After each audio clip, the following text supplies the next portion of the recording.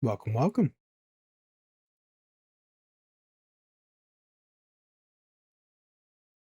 Okay, so I did make some adjustments to my mic, so let me listen to myself jabber for a little bit.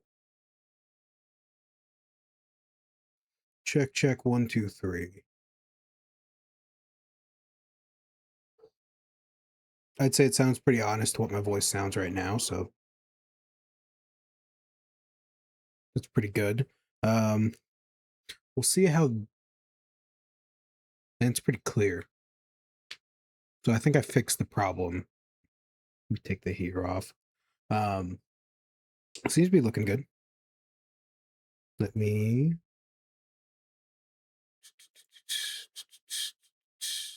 spend other tabs. So if you read the stream notification, you probably heard what I'm going to be doing. I just realized I don't have that up, do I? Twitch activity. There we go. I think I'll put that under scenes for now, so I can actually see what happens. Okay, so what we're going to be doing is following a video series, and I was going to put the video series up for how to do it.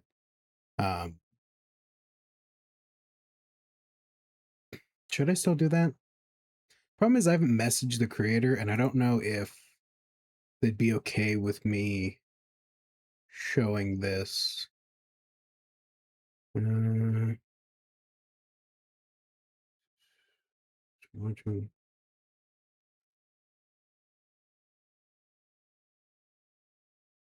Let me watch through. Yeah, we'll just watch it real quick. Is there a reaction channel?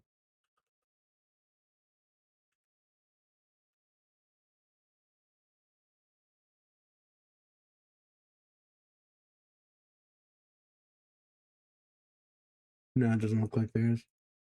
Okay, so I will bring it up on stream. So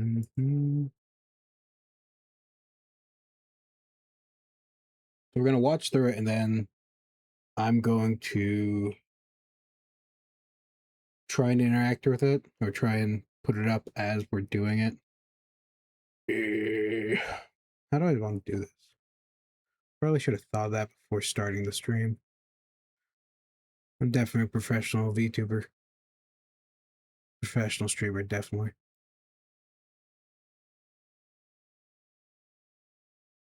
If he does have a problem with it, I will edit that first part of this video out.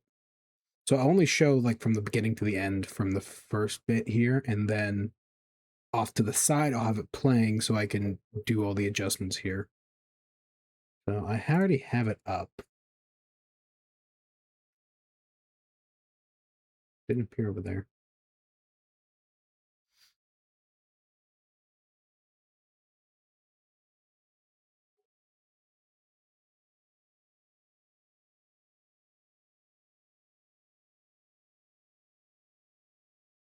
There we go. That's handy. I didn't know I could do that. So I can make adjustments here. Let's just that there. There we go. So what we're gonna do is watch this video. Turn off my music. Give me a second. So we're gonna watch this video. And then we'll set up my controls because I haven't set up my controls for our hand like a actual like remote control for FF14 in a little bit, so I want to get a refresher on everything I need to do because it is a lot of steps and you want to make sure you do them all correctly. And I like using controller over the keyboard. It feels nice, and plus you can do it, so why not do it? So we'll get all that set up in a second.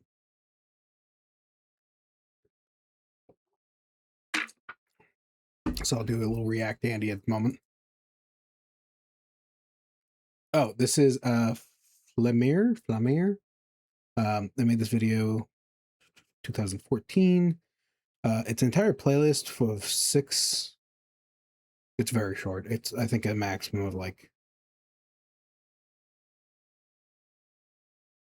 not long.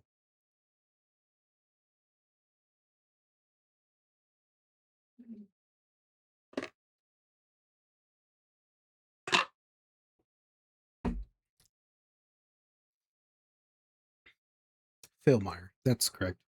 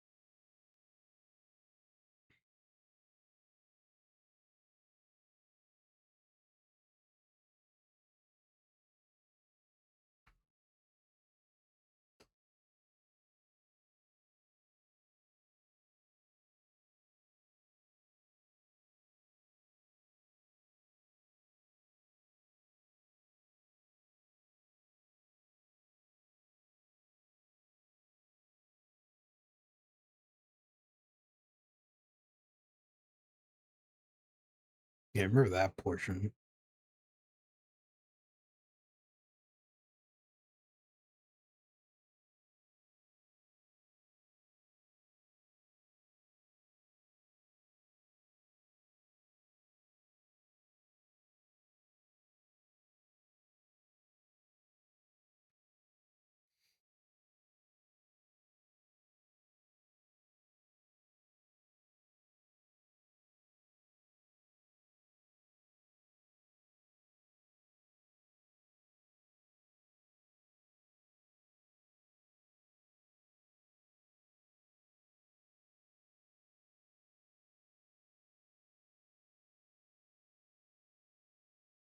That's actually really handy.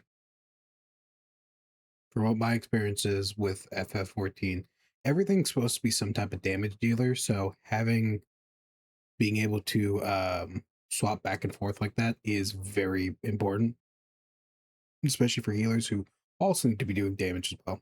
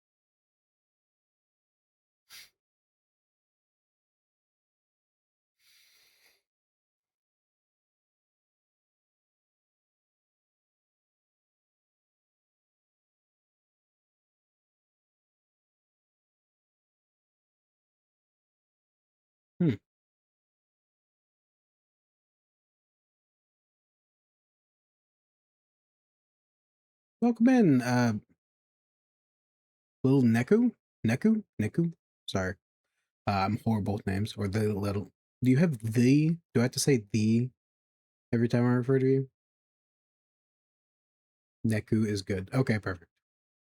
Um, welcome in. Thank you for being my guest. I appreciate it. Please come in. All food is freely given. I promise there is no fey tricks involved. May I have your name? Da-da. Anyways, so currently what we're doing is watching a video on how to set up a controller for FF14. Oh, hello, uh, Bitty Kitty Co. Or Bitty Kitty. Welcome in. Thank you. Yeah, we're looking up or watching a video at the moment to set that up. It's a little bit of a playlist, so I do apologize for anyone who wanted me to get into the game really quick. But um watching this and then just so we can get a few of the ground rules put together. And I figure some people might be interested in learning how this is done, especially if you played Final Fantasy 14 and you are like, huh, I see a lot of people will talk about controllers or if they want to use controllers. Um, Never played it. Well, the free trial is pretty like a 60-hour game at this point. So I'd recommend at least loading it. It is kind of a girthy game, so just beware of that. Um, but I'd recommend giving it a shot. It's a very long game. I haven't completed it all myself. I actually have just been restarting characters over and over again every time something pumps up because I forget what's happening. I'm like, oh yeah, I wasn't far in this, so I'll just restart my character again. Is what it is. So yeah. The only problem is every time I do that, I need to reset all my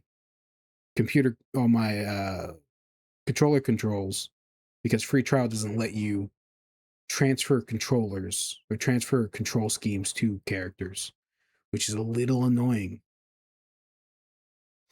Okay, I'll get back to the video. This is by Flamir.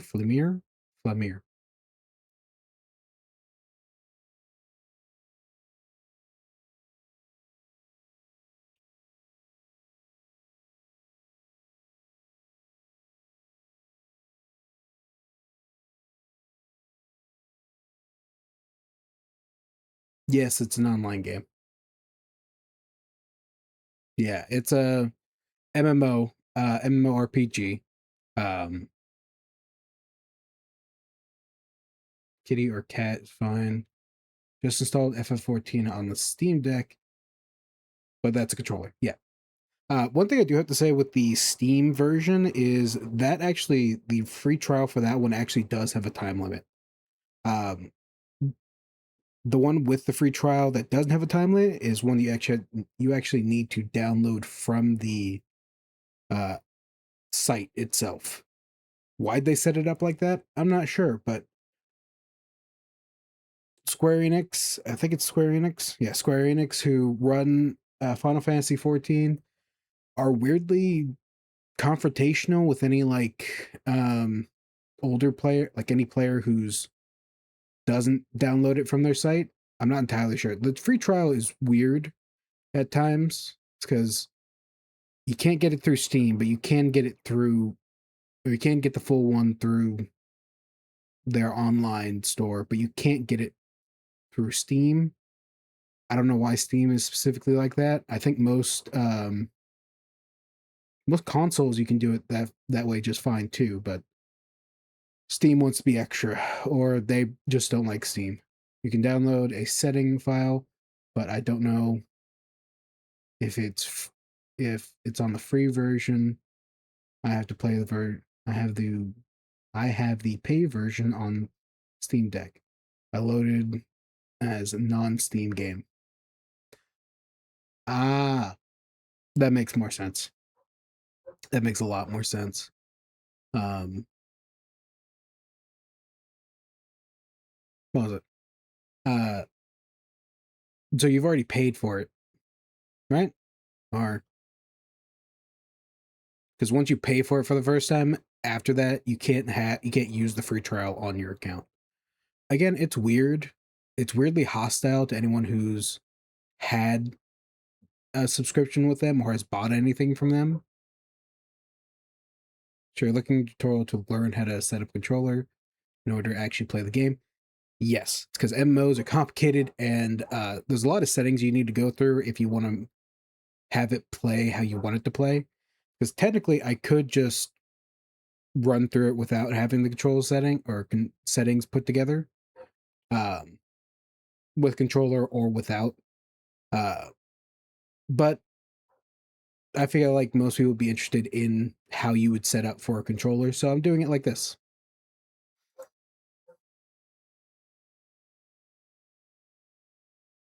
I mean, you could use a draw pen. I wouldn't recommend it because it would be just like using a mouse, but that's up to you.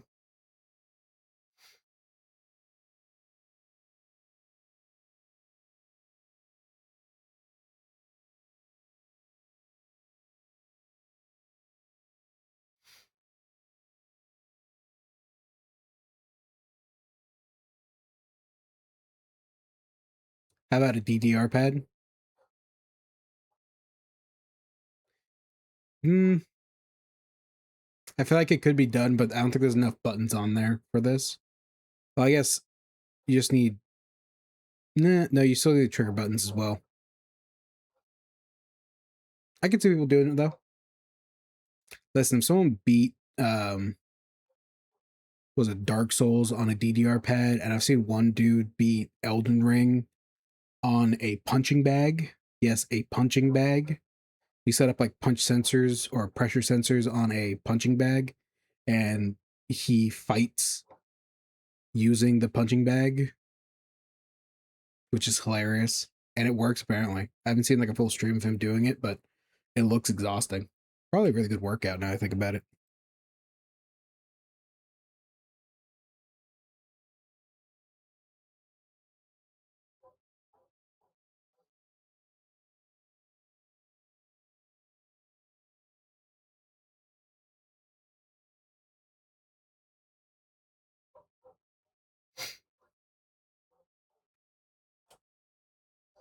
Yeah, we're doing a little React Andy at the moment.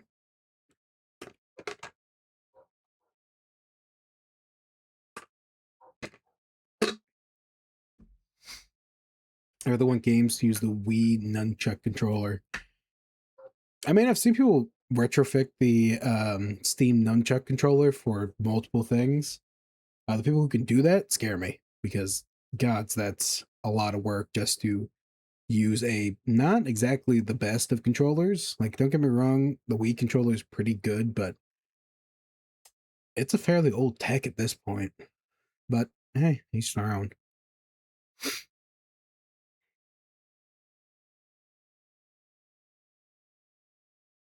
Imagine Wii spellcasting with a remote. I mean, technically, you could do that through VR. Not using a Wiimote, but most VR controllers work pretty close to what a Wiimote does. So you do that technically.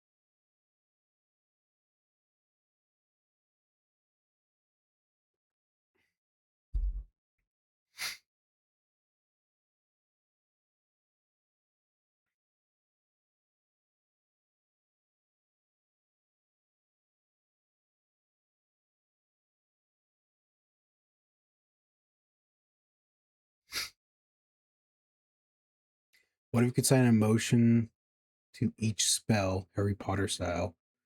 Would that be interesting? It would be, but then if you're trying to like panic do something, like let's say if you're trying to play Dark Souls with those control schemes, could you imagine panicking and doing something that you really didn't want to, like, I don't know, cast an explosive right next to you or throw a bomb right next to you? It'd definitely be interesting. I'd be interested to see who can do that or how that would work and how long that would work out.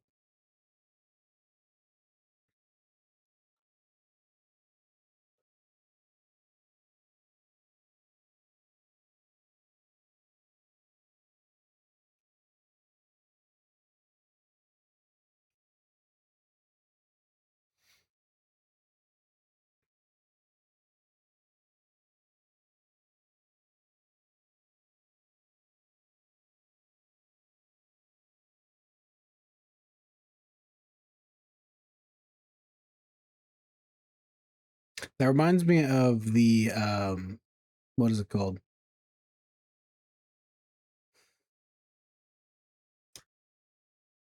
What's that Wendigo game? Wendigo. It was like a choice game. I don't remember what it was called. But it sounds very similar to where you have to like keep your controller. But that's interesting. They had that back in the Wii era. Makes sense though.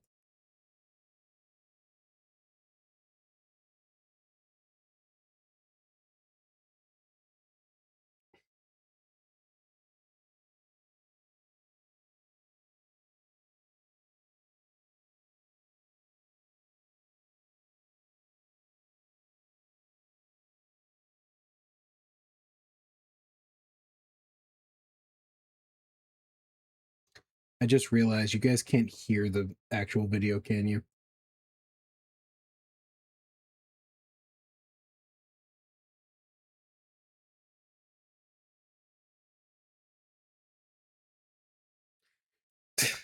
I'm professional, I promise. Okay.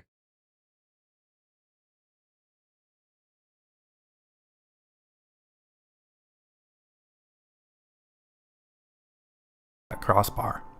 When the pet crossbar is accessible, it replaces the behavior of the right bumper button's tap to switch. Instead, it will toggle between your current crossbar and the pet crossbar.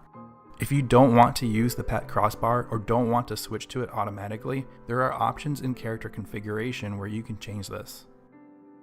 The expanded crossbar lets you quickly access one of your other crossbars by first holding down a trigger and then holding the other trigger.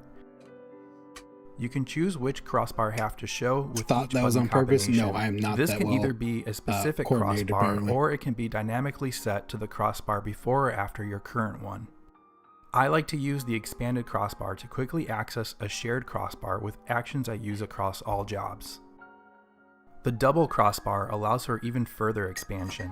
When this setting is enabled, you can double tap either trigger to access yet another half of a crossbar. So here I'm double tapping the right trigger to access the right double crossbar, and then here I'm double tapping the left to access the left side. Note that you can't add abilities directly to the double crossbar. Instead, just like the expanded crossbar, you can choose which of your other crossbars are shown on each side. Earlier, I recommended using hold crossbar activation, and the reason for that is that toggle or mixed can disable the crossbar expansions. These expansions enable rapid access to 3 separate crossbars, which is a game changer. I recommend all controller players enable the expansions earlier so you start building that muscle memory. There are some additional settings for the double crossbar that you might want to understand. The input timeout specifies the time window for a double tap to be registered, which is similar to double clicking a mouse. If the value is too low, a double tap might not be registered. Conversely, if the value is too high, 2 single taps might be mistaken as a double tap. I find a value around 30 works for me, but consider experimenting and find what works best for you. You also have the option to return activation to your base crossbar after using a skill from the double crossbar. However, I don't favor this option as I find there are many cases where I want to use skills in succession from the double crossbar. If you want to position the double crossbar halves separately from the base crossbar, there's an option you can use to enable that, after which you can use the HUD customization to place them where you want. First, select the element you want to move from the drop-down, then you can use the right stick to position it where you want it. If you need more precision when placing these elements, you can enable the virtual mouse by first holding the left bumper and then pressing the right stick in. Use the virtual mouse to click on the element, and then you can use the directional pads to precisely move it into place. Also, while you're in HUD configuration, you could consider changing the size of your crossbar if you'd like. The crossbar has several other settings that you can change to your preference. Most are self-explanatory, but these next few may not be. You can change the way the crossbar halves are displayed. By default, they are grouped together as full controller layouts, but you can also choose to display them by button cluster instead. Display crossbar help will show or hide the action text when a crossbar is activated. Display control guide shows or hides the button icons. Crossbar transparency allows you to set the fate of the crossbar depending on what state it's in. Standard is the neutral state. Active refers to the part of the crossbar that's been activated, and whenever something's activated, the remainder is inactive. I like to set both the standard and inactive states to about half transparency. This lets me quickly scan the crossbars without them standing out too much against the game environment. So we've covered a bunch of options on how to configure the crossbar to your liking. In this next part of the video, I'll go over some additional tips that you may want to consider when setting up your crossbars. The first one is a lesser known setting that allows you to customize what the left and right stick buttons do. You can get to these via the controller customization settings. There are several choices as to what these buttons can do, but the most interesting ones are that they can be set to macros 98 and 99 specifically. By assigning macros to these slots, pressing the stick buttons will activate them, which opens up many possibilities. These button presses are global across all of your jobs and crossbars, which may allow you to optimize the real estate you use in the crossbars. After you've done the work of customizing your crossbars, you may decide that you want to move them around or even copy your layouts to different job classes. The /c hotbar command allows for setting actions to your crossbar and even making copies of them. As an example, since all of the crafting jobs work the same way, I like to keep their crossbars in sync by copying my highest level crafting jobs crossbars to my other jobs. Going over all of these commands is outside of the scope of this video, but in the description you'll find some useful examples along with a link to more documentation. Now, some considerations when deciding where to place your abilities in the crossbars. Since character movement is done with the left stick, you may want to reserve the controller face button for instant cast skills, since those can be used while your character's moving. You may also just want to use the face buttons for skills that you use most often in combat. For the same reasons, I like to keep the first few crossbars as combat specific, so I can easily change to them when in a fight. Lastly, using the controller and crossbars doesn't prevent you from using standard hotbars as well. You can enable and position these using the HUD editor. Some people like to use these as a way to track ability cooldowns. That concludes my crossbar crash course. Thank you for watching the video. I really hope it helped you out. Special shout out to any Xbox players who might just be getting started with the game. Yeah, crossbars are an interesting thing. You surprisingly get a lot of them for being on controller, which I'm supposed to make up for the you're only working with like 1, 2, 3, like 8 buttons. So it kind of makes sense. I hope you're enjoying the start of your adventures in Eorzea.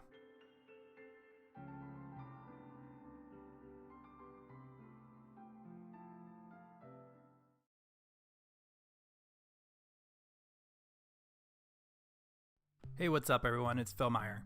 In this video, we're going to cover how to read the combat UI in Final Fantasy XIV. I've been playing Final Fantasy XIV off and on for a decade now, and I'm still learning new things about it. So while this video is intended for newer players, there may be something in here that will even help out experienced players. Let's start by taking a look at the target bar. The target bar is shown whenever you have a target. The target bar shows the name of your target and its current target. Whenever your target is using an ability, a progress bar will be shown to indicate its casting time. Introduced in patch 5.0 Shadowbringers are interruptible actions. When your enemy is using an ability that can be interrupted, the progress bar will pulsate a redder color. This is when you can use skills like Headgraze and Interject to interrupt and cancel the action. In addition to showing your target's health as a bar, you can turn on an option in character configuration settings that will also show your target's health as a percentage. I recommend doing this as it's unobtrusive and lets you more accurately see your target's current health at a glance. Any status effects your target has will be shown below its health bar. Status effects that are shaped like an arrow pointing down are detrimental to the target, while effects with an arrow pointing up are beneficial. Some effects have a countdown number which indicate the number of seconds left before the effect expires. If this number is green, it means the effect was caused by you. If the number is white, the effect was caused by someone else. Whenever you have a focus target, the same information from the target bar will be replicated in a compact form at all times. Your own current status effects are shown at the top of the HUD by default. Again, arrows pointing up mean they benefit you, and arrows pointing down are detrimental. If you'd like to customize how these are shown, the HUD editor allows you to tailor this to your liking and even split up the display of effects by type. If you have a beneficial effect and you want to remove it for whatever reason, you can actually do so by right-clicking on it with a mouse or tabbing to it with a controller and invoking it with the confirm button. The party list is shown on the left side of the screen by default. It shows basic information such as your party members' health, abilities they may be using, and any status effects affecting them. If you'd like to grow or shrink the number of status effects shown per party member, you can change this in character configuration settings. Status effects that have a number in the upper right are stackable. What this means will differ per status effect, but a common mechanic is when a threshold is reached, a new effect will be triggered. Note that any debuffs with a blue bar above them can be removed with Asuna.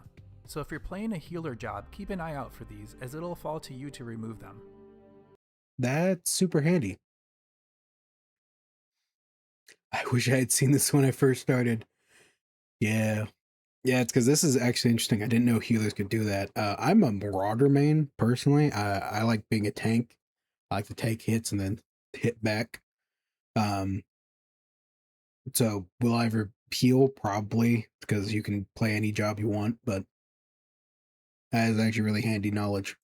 Just like for status effects on your target, the remaining time left before party member status effects dissipate on their own will be shown as a countdown value.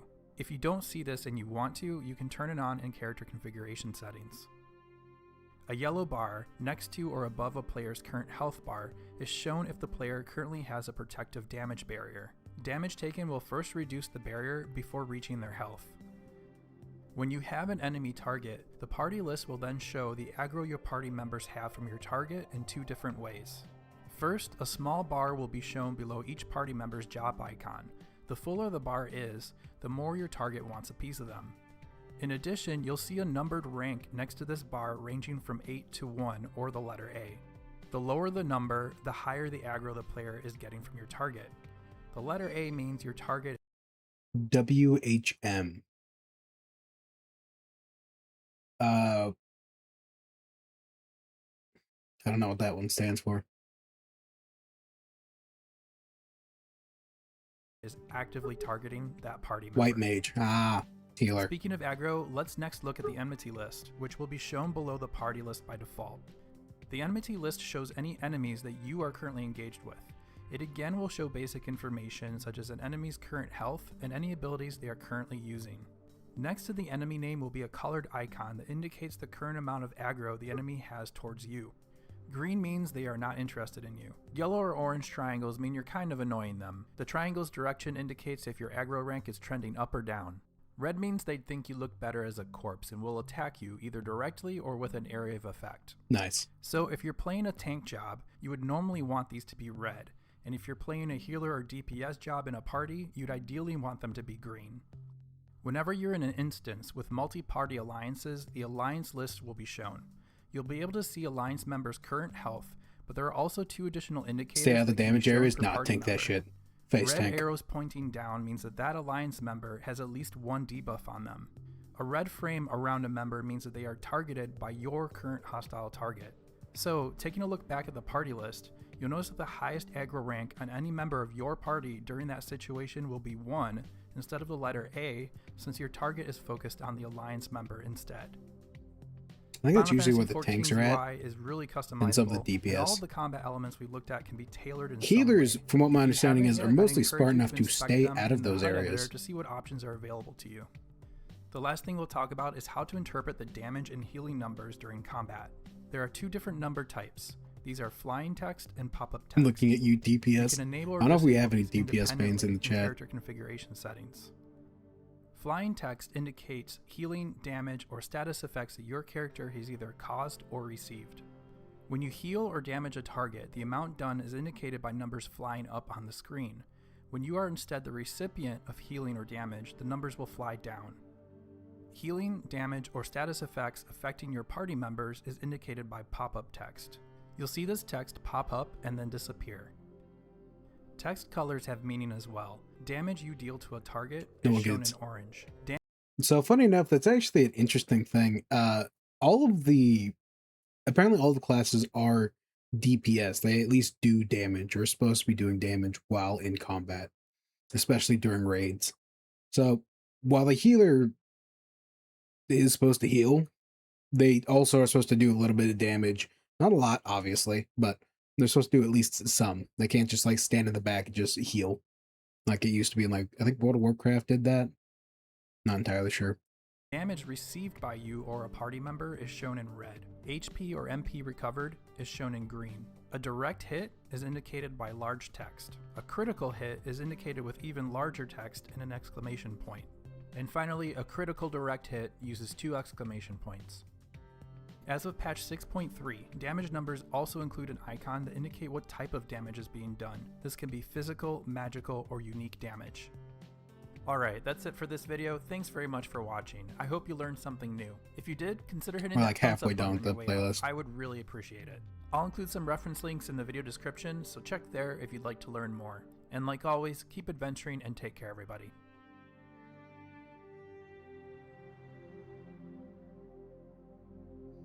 Lots of really good facts for healers. Unfortunately, I am not going to be a healer.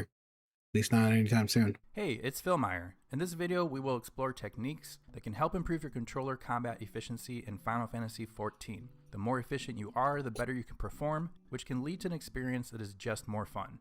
To get the most of this video, I really recommend watching my previous 2 controller guides first, as we'll be building upon the foundation they set up. Links are in this video's description. Second, we're going to get into the weeds here, so make sure you're ready and comfortable for that level of detail.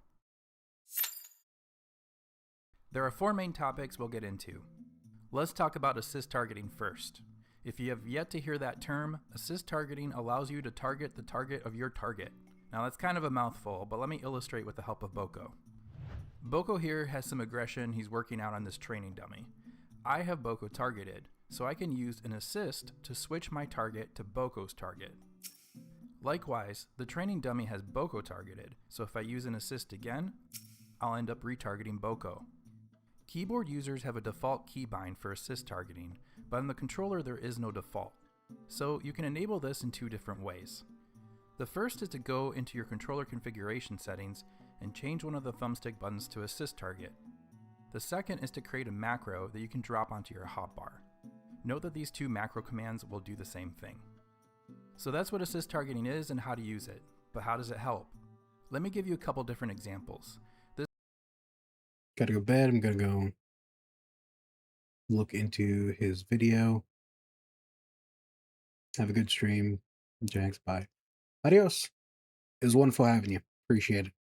Be safe and have good dreams.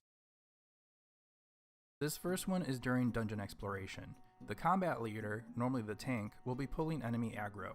It's often a good idea for the other party members to focus their damage dealing on the same single target to take them down faster. Party members can make this easier for themselves by first targeting their tank, and then using assist targeting to shift focus to the enemy that the tank is actively dealing with. Once the enemy is eliminated, the party members can retarget their tank and repeat. Here's another example as a healer. I have the trial boss targeted and it's about to do its tank buster.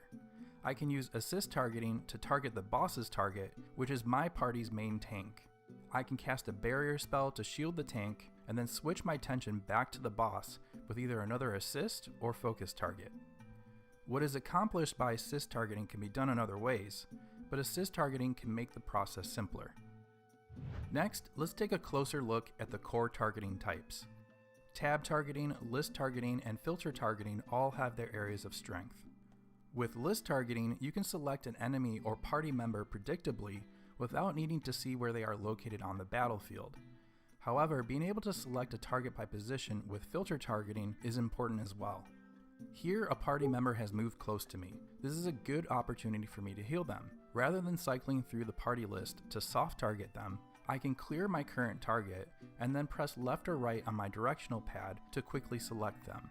This saves me a little brain power as I'm not spending time mapping the player to their spot in the party list.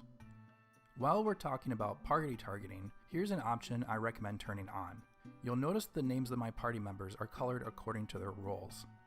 In character configuration settings, you can turn on the option to show nameplate job icons and role colors, and I find this really helps for making quick tactical decisions. DPS and tanks can quickly see where healers are located on the battlefield and move closer to them for healing as necessary. Likewise, if DPS or healers are taking too much aggro, it's easier to locate a tank and move closer for protection. This also helps with party list targeting.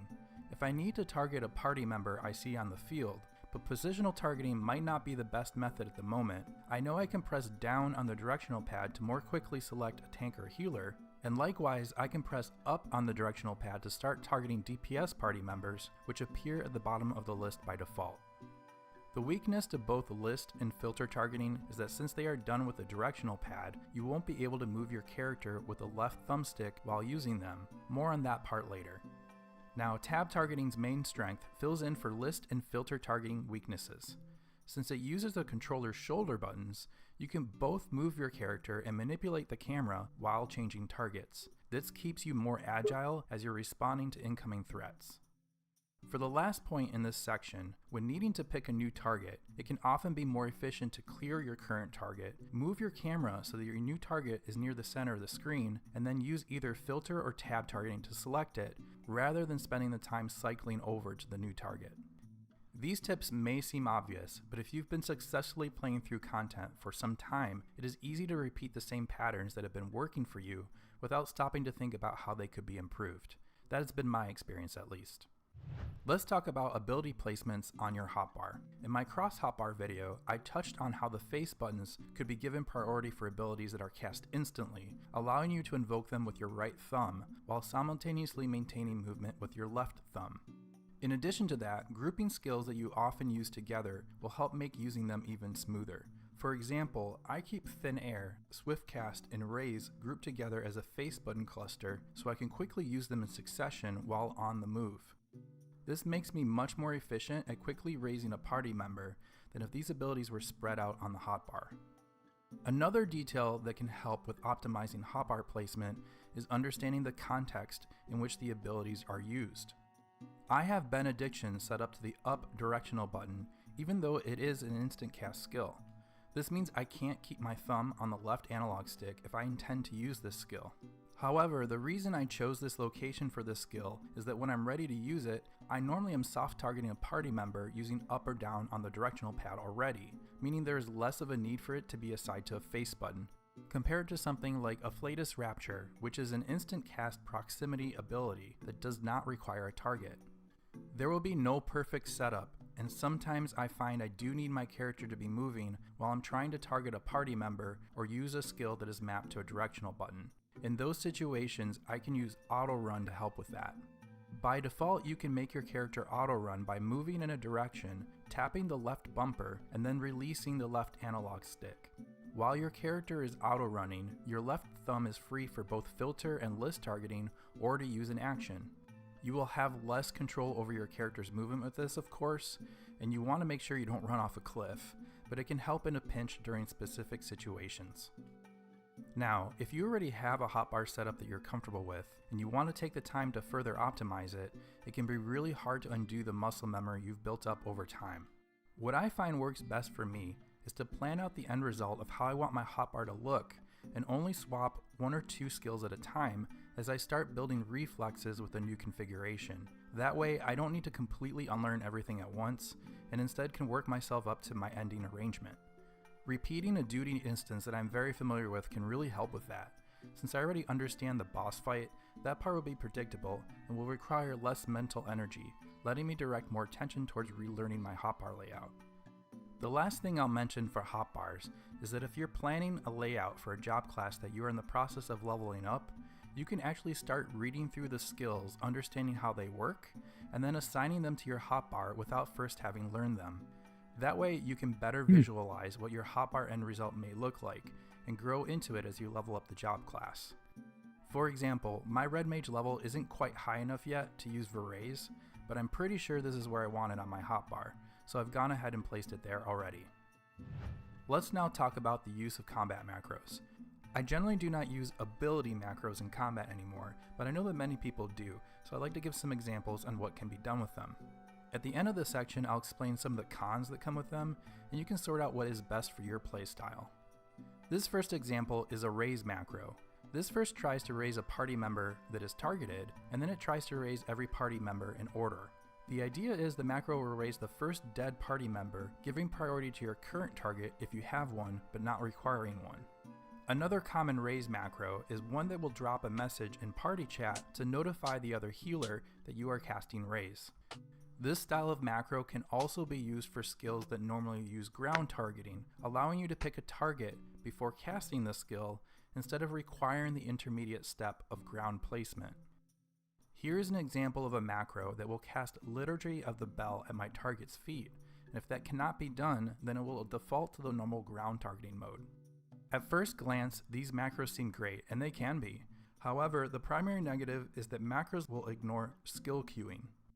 Skill queuing allows you to input your next action during a brief buffer of time towards the end of your cooldown cycle. This buffer is roughly about half a second. Skill queuing smooths out your inputs and does make a notable difference in overall performance. Let me show you the difference using Glare, White Mage's main attack spell, just for ease of example. Without the macro, I can keep casting it consistently and smoothly. However, when Glare's inside a macro, I'll need to intentionally wait for my cooldown to expire before I can cast it again. This does slow me down, and if I invoke the macro a little too early, I'll end up doing nothing and will need to press the button again in order to execute it. A similar thing can occur with skills that use ground targets, though the behavior is different. In this example, I have a target, and I am attempting to use a ground action macro immediately after a previous action. If I attempt the macro before I can actually cast the skill, you can see that the macro goes into its ground targeting mode by default, rather than being cast at my target's position. This is because the ability is not yet ready to be used, so the macro line that attempts to use it on a target is ignored, and the next line is activated instead. So even though the action was still activated, it wasn't what I was anticipating, which kind of throws me off. In the middle of a challenging battle, consistency can be just as important as speed, if not more so. This is not as bad as losing skill queuing, but I wanted to show that macros may not always do what you expect.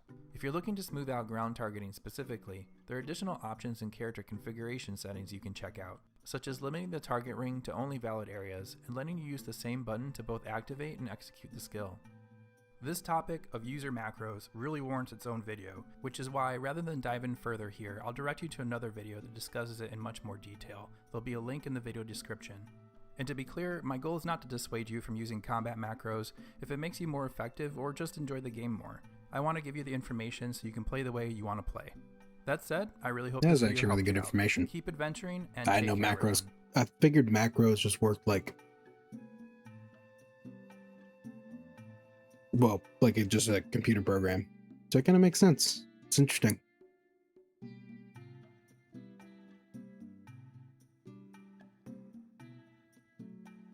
Oh, and he has one for every layout.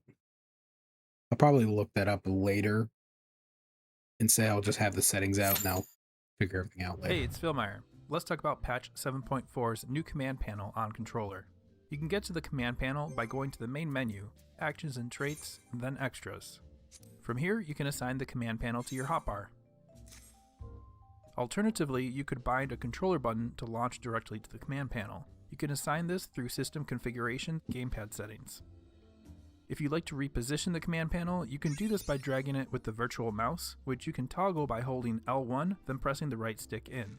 Of course, if you have a physical mouse connected to your system, that'll do the job as well. You can change the size of the panel by right-clicking on it and choosing your scaling preference. Assigning actions to the panel is similar to adding items to a hotbar. Find what you like to add, press the left face button to bring up a context menu, then choose Assign to Hotbar. You'll then have the option to assign it to the command panel instead. With the panel open, use the left and right shoulder buttons to switch pages. Use the D-pad to move between slots on each page. Oh, If you hold the top face button while pressing a D-pad that's direction, actually really handy. you'll move 2 slots at a time instead of 1. When you change panel pages, the cursor selection returns to the center of the page. This is designed to let you reach any slot on the panel within 2 presses of the D-pad. For example, I can get to the slot on the diagonal left of the center by pressing up, then left. I can also get to the furthest most corner by pressing up, then left while holding the top face button. This means that the most valuable slots on each panel is in the shape of a plus, as these can all be reached within one D-pad press. The center of each panel page is the most convenient location since it requires no D-pad presses to reach. By default, the panel is configured to reopen to the last page you were at. This is especially useful when performing a series of related actions, such as assigning crafting recipes to a single page. Allowing the panel to reopen to the last page saves time and navigating over to it. If you want to change this setting or other panel settings, you can press the left face button to bring up a context menu. From here, choose Settings. An additional setting here allows you to keep the panel open after invoking an item, instead opting for requiring you to close the panel manually. You can also change the color of the panel with the tint slider. A feature I like is the ability to drop shortcuts to specific panel pages onto your hotbars. From the panel settings menu, navigate down to the page shortcut you like to assign, then press the left face button to add it to your hotbar. Using specific page shortcuts can be really helpful for muscle memory. Instead of opening the panel and needing to see where you're at before navigating to what you're looking for, you can just use a direct page shortcut to get to what you need faster. Now that I've had some time to get familiar with the command panel, let me show you how I've decided to use it. I've dropped a shortcut to the panel's first page on one half of my Extend Across hotbar. The Extend Across hotbar is something you can set up in character configuration settings. Specifically, I've placed a panel shortcut on a face button. Having it on a face button lets me keep my character moving with the left analog stick while I open the panel and navigate to the page I'm looking for. Additionally, by keeping frequently used items at the center of each panel page, I can even invoke those without stopping movement at all. The panel is a great place for placing job gear set shortcuts, but I've decided to keep using my gear set macro as it helps me use the panel more efficiently. I've dropped this macro into one of my panel pages. I've also placed chocobo commands in the priority spots on the first page of the panel. This lets me quickly reach and invoke these. For crafters, I've placed a shortcut to yet another page of the command panel on their Extend Across hotbars. This is where I plan to keep shared recipes that require more than one crafting discipline to complete. Keeping the command panel accessible from the crafting Extend Across hotbar lets me get to these recipes when the crafting log is already open. When the log has controller focus, the left and right shoulder buttons are used for navigating pages in the log itself, so they can't be used to swap cross hotbars without first closing or navigating away from the crafting log. However, the Extend Across hotbar can be accessed at all times, so having the command panel shortcut here is useful for quickly selecting a slotted crafting recipe.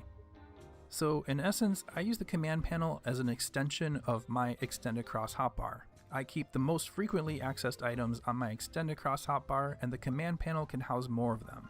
In my opinion, while the command panel isn't a game changer, it is a very nice quality of life addition. Instead of using shared cross hotbars for common actions, I've moved to using the command panel for these, which frees up those cross hotbars for other job related items. And that's it for this video. If you found it helpful, That command panel? That command panel seems super handy, especially if you're like, well, just anything, just because you don't have to clog up your command bar or your hot bar or anything. here are additional videos you might find useful as well. Thanks for watching, and take care.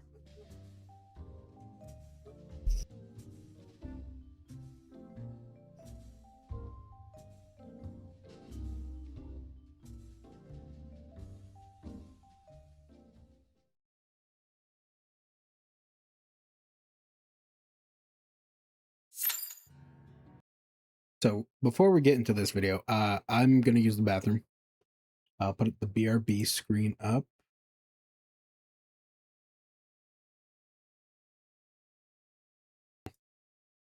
So I'll put on the BRB screen and put back on the music. Back in a second.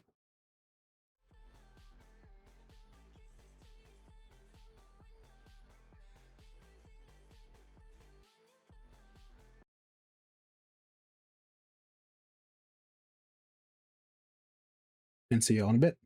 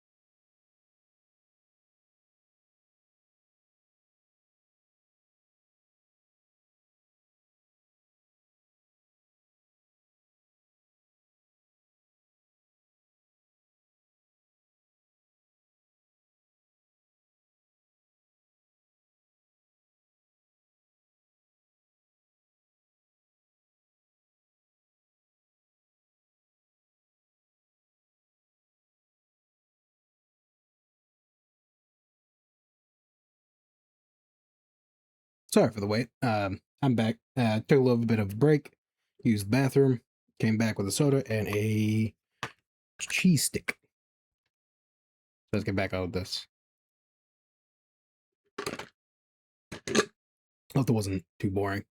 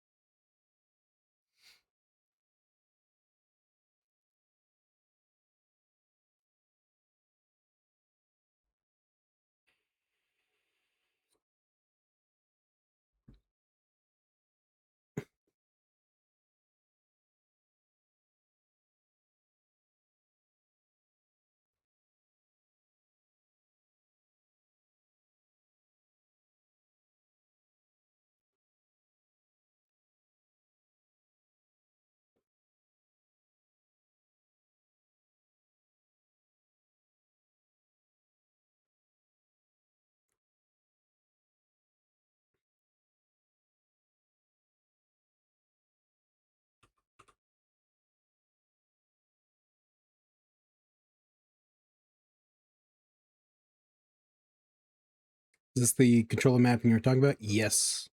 I need to do this mostly because I forgot how to do it before. I mentioned this before and later in the stream. Um, with the free trial, it doesn't let you transfer control schemes, so I've had to redo my control schemes a few times now. I just don't remember the exact stuff, and I figured this time it'd be helpful if I put on a video for everyone to see how this is. We've done 6 videos and we're almost done, so this is the last one here. And then after this, we'll start up FF14, set up my control scheme. Well, go through the first bit of FF14, set up my controls, and then we'll be good to play. I know, like an hour, 30 minutes in, and I'm still haven't started the game. Yeah.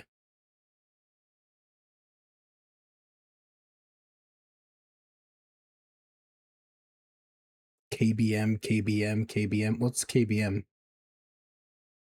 The Black? No, not Black Knight. I'm confused about KBM. Keyboard or mouse? Nah, nah. I'm using a mouse or using a controller.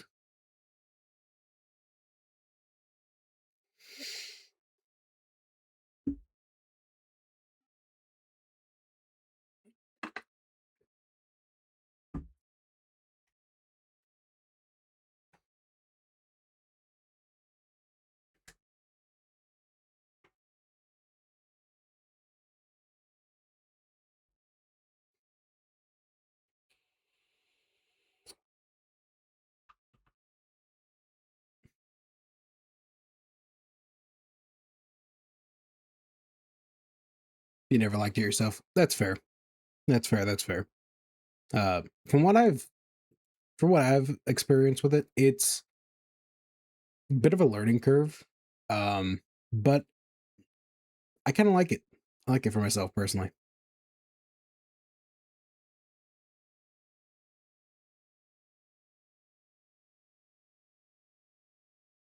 Play how you want. Yeah, that's the biggest thing about this game.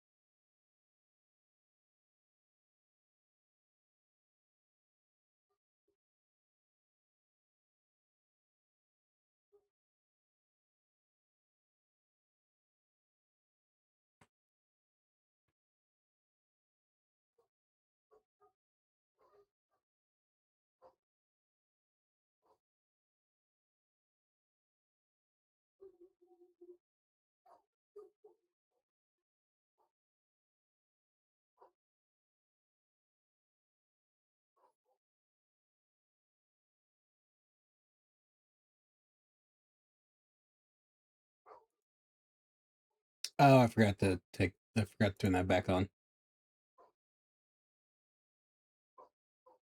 If you've made it this far, thanks for There we go. sticking around. Let's finish up with some HUD configuration options that can make a Professional. real difference in readability Definitely and comfort. professional here. One thing I like to do is use standard hotbars to track action cooldowns. This is particularly helpful for skills that may not be shown on your cross hotbars, such as sprint. Get back into character configuration settings and choose to hide unassigned slots and hotbar numbers. This will give us the uncluttered look we're going for. Below these settings, you can choose the layout type for these hotbars. I just use the 12:1 horizontal arrangement. On the next tab, make sure that standard hotbar sharing is turned off for whichever hotbars you'd like to use. This lets them be unique per job, just like your cross hotbars. I use hotbars 5 and 6 for this, and you can see that they are not shared. We can close out of character config and then get into our HUD customization menu. Find the hotbars you'd like to use in the list, then position them on screen however you'd like. Now you can drop actions onto them for better cooldown tracking. Another thing I like to do to reduce screen clutter is hide the names of most other players. With player names left on, there's just a lot of text on screen to filter through. Instead, you can opt to only show player names when you target them, like I'm doing here. To do this, get back into character configuration settings and navigate down to the display name section. For my own name and that of my chocobo, I set the display name setting to when targeted. On the Others tab, I do the same for Alliance members and other player characters. I prefer to have my party members' names always displayed, however. During Alliance raids, this makes it much easier to see who is in my immediate party versus one of the other alliances. The other indicators I like to turn on are character job icons and text colors, which can be found on the General tab. Here, you can choose to turn on one of 2 icon styles and optionally apply different name colors based on the player's role. I prefer setting the colors to a faded version of their role color. For tanks, I choose a blue, healers get a light green, and DPS gets a very slight red. To make sure DPS players don't look like enemies, I've also changed my engaged enemies color to a light purplish pink. This can be done on the NPCs tab. Alright, now you should be ready to make any further tweaks you prefer and plug in your job layouts. There are many more minor details and options I didn't cover. I wanted to get the important stuff across without putting you to sleep. If you'd prefer to skip this manual setup process and just want to try out my setup or anyone else's for that matter, check out the video linked here in the end card. It will guide you through using FF14's new configuration sharing feature, which lets you use another player's setup quickly just by entering a share code. Thanks for watching, and I'll see you in the next one. I don't think I can do that. Yeah, I can't do that with the tutorial. So that was Flamir. Flymir. Very helpful. Let's go here. I'll disable that. Shrink that. Turn this off. And there we go. Okay. So now we're going to start FF14. We're still on the free trial. For some reason. Well, not for some reason.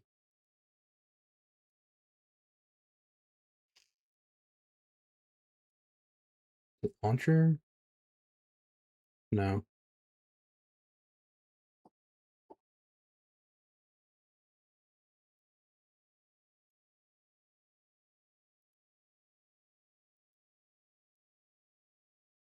Mm-hmm.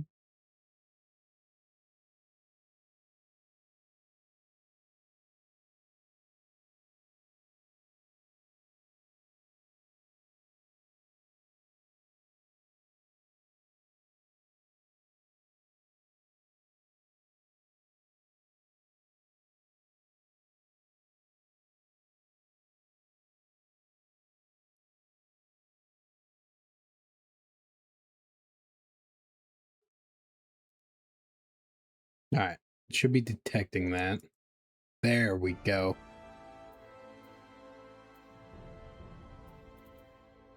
So let's change up some of our settings.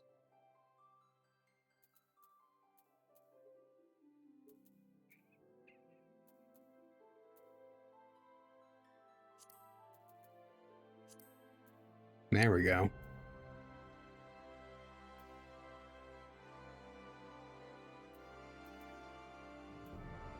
Not too loud. but I will turn the master volume down a little bit. Then I'll raise it over here so y'all can hear shit at least. Graphics. We go with standard. I'll need a reboot for that.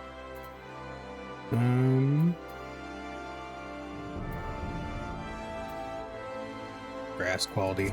Can I put that low? Actually, I'll just turn it off. Transparent lighting. Parallax. Put that to normal. That to normal. Shadows.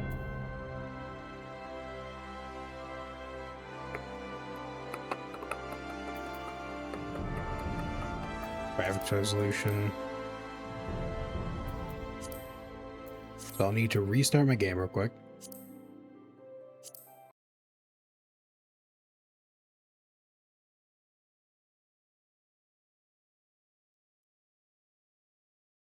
Open back up the launcher. And I gotta log back in.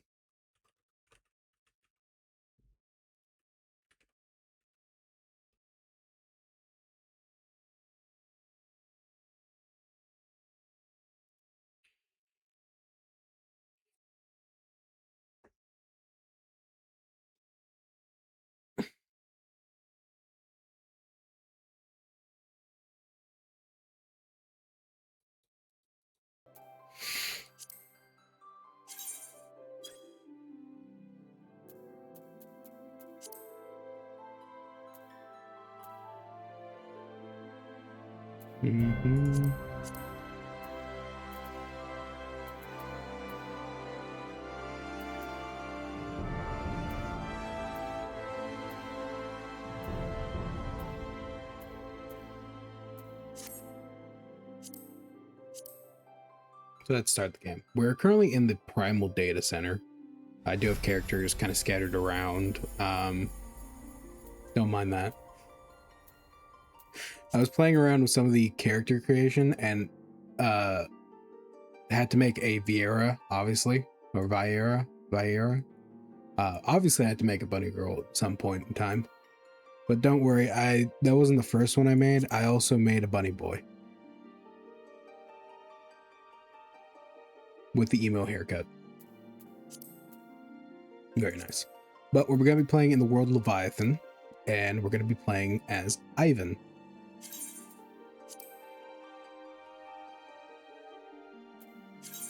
Actually, we'll play as Natasha.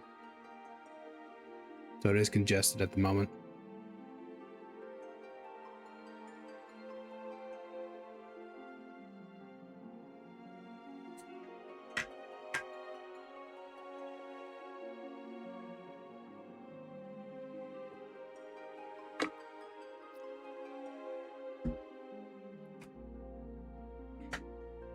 $16 players in queue. God damn.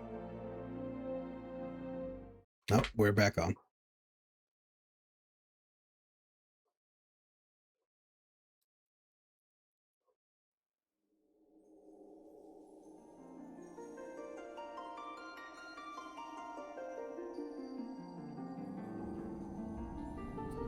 Oh yeah, I had her as a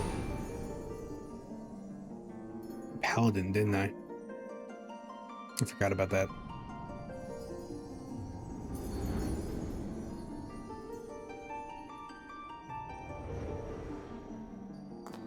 Here.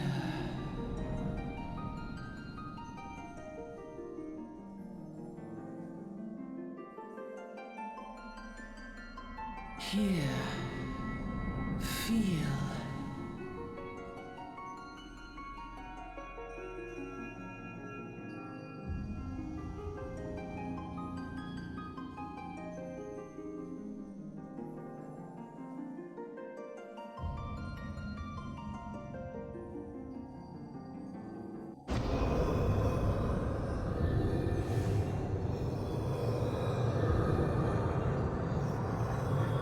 Oh no, scary man.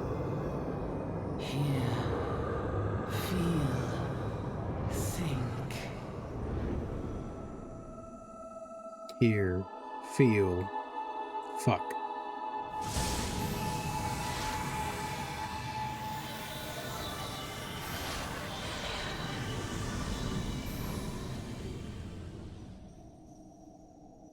I mainly chose Paladin for her just because the armor looks fucking sick with her. Yeah, I'm petty. Not really petty, but very simple-minded. Like how before I said I was a Marauder main, and now we're playing a character that's not a Marauder, but Marauder will probably be something in the future. Hey. Hey, you.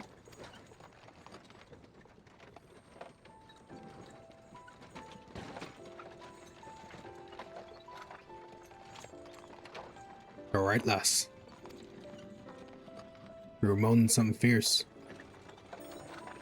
You were moaning something fierce for a while there. Why would you?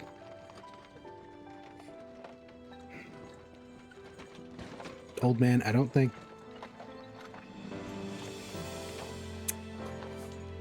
Okay. Feeling the effect of the Aether, I reckon. You'll get used to it. You'll get used to it, though. Don't worry. Sorry for my horrible accent with this. I try and throw on at least a little bit of effort into the accents.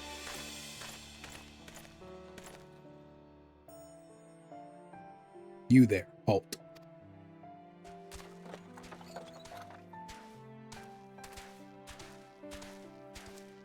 What's all this about? Inspection. Men, search the carriage. Don't mind me. I'm just a very large cat person. I'm just an honest peddler friend. So don't be too disappointed if you don't find nothing. Eh? Mind your tongue, old man. Unless I cut it out.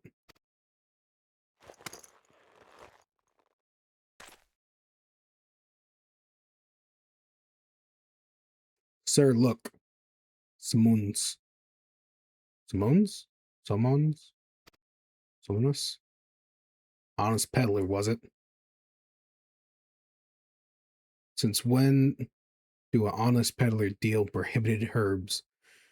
I mean, depending on where you live, lots of honest peddlers do peddle herbs of the dubious kind.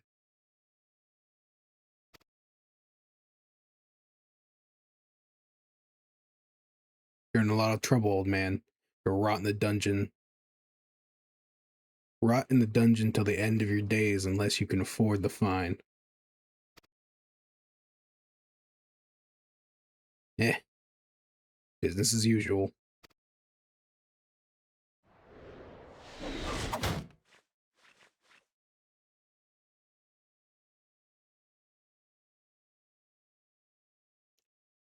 Migella? Migella, to arms, to arms.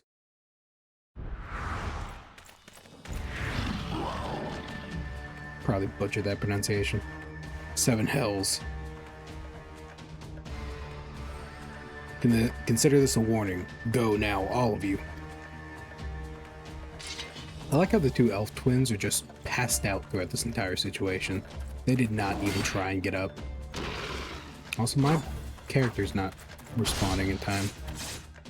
Can't fix that at the moment. At least I don't think I'm responding in time. Yeah, it keeps cutting out every once in a while. I don't know why. My mic should be loud enough. Phew. That kind of excitement ain't good for the heart. Be careful around them brass blades, lass. Bastards will have the shirt off your back if they fancy it. Like common bandits they are. Only less honest. That's actually kind of scathing. Thank the gods for sending some beastmen to the rescue, eh? Hey, seeing we've got a long ride ahead, you mind keeping me company until we arrive? Them youngins don't much care for conventions, see? Conversations, you see.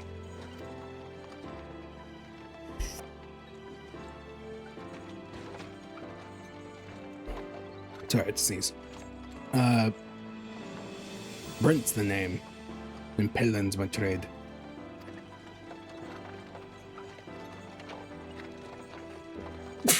Fucking hell. Judging by your unusual garments, I'd wager you're a new adventurer. One of them new adventurers. Yeah. I knew it. Going whenever the wind blows, seeking fortune, glory. That's what I call living. So as long as you can avoid dying, I mean, ain't no sacred adventurers, veterans of risky business these days especially.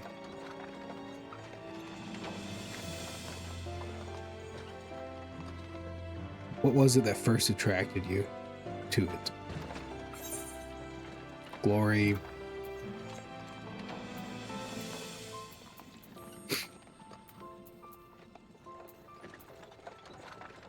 Amass fortune, win glory, gain power. For my personal, I would probably just say for adventure itself. To win glory, nah. To gain power, maybe. To amass fortune. Let's go to gain power.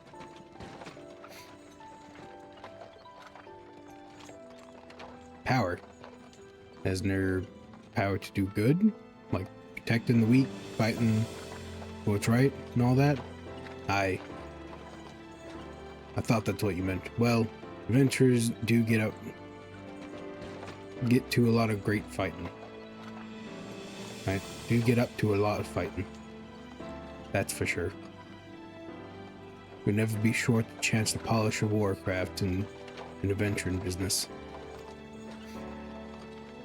When you arrive in town, you best enroll in the Adventurers Guild. They'll set you down the right path. It wouldn't hurt to join a guild either. Ul'dah is home to a few, so if you fancy learning to fight with a sword, fist, or even spell, you should think about seeking one out.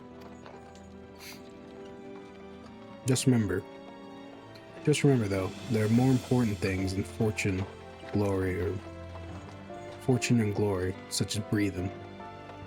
Ain't no profit being made dead, and that's a fact. By the by, is this your first trip to Ul'dah? Yeah.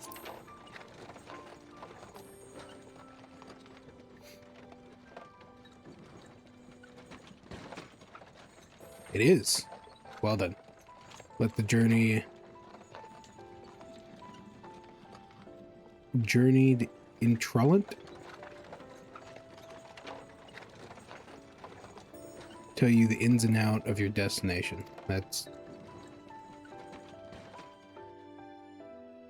Ul'dah is ruled by a sultan in name. Most folks know the syndicate holds all the real power. Them and their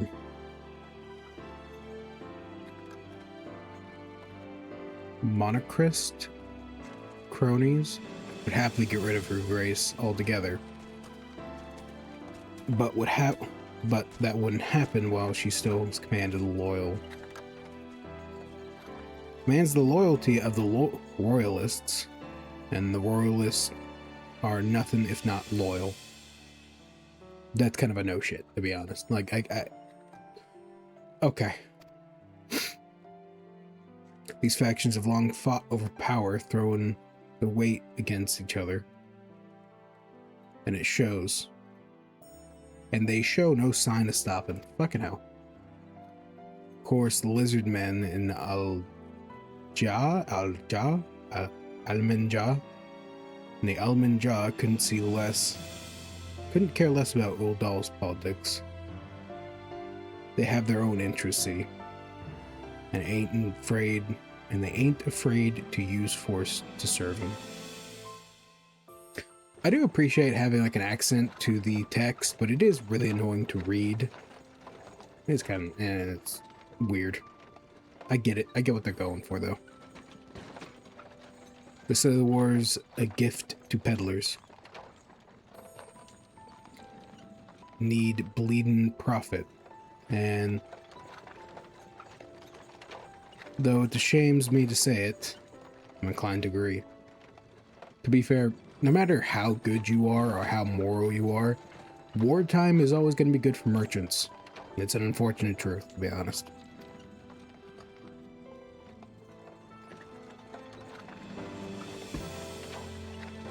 Ah, at long last. Behold, Ulda, Jewel of Fallon, for folk turn sand to gold.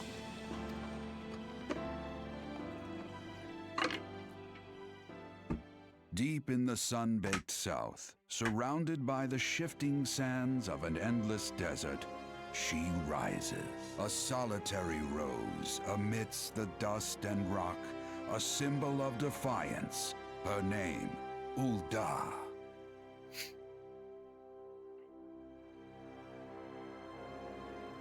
Even with the coming of the seventh umbral era, hope springs eternal for the mongers and merchants who vie for lost fortunes in this bustling oasis. As the twin faces of Nold Thal maintain their vigil over all that has been and shall be, the present proffers a brave soul.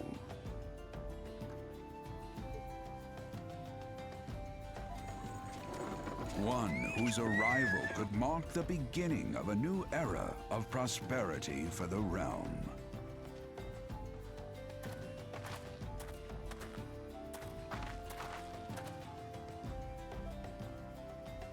Here's where we part ways.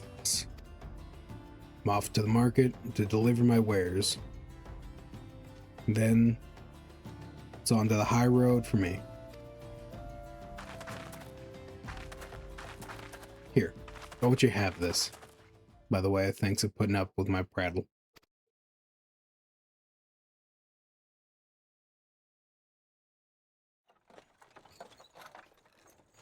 You never did tell me your name, though. But hey, here's an idea. Become the sort of storied personage I can brag about having met.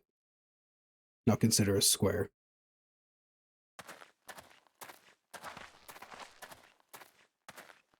May the traders nurture our fortunes as they kindle the flames which burn within us all. For by fire are we reborn.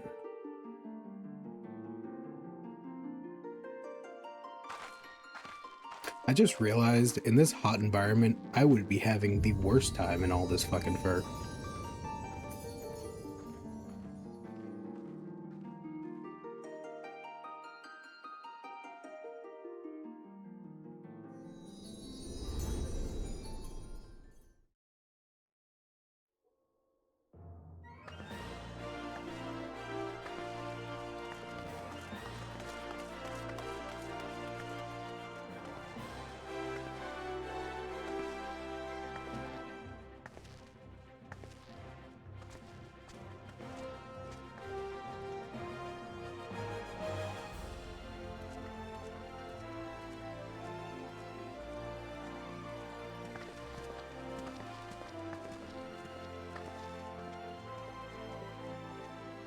Oi. Venture over here. I mean you. fresh off the carriage by any chance? How can I tell?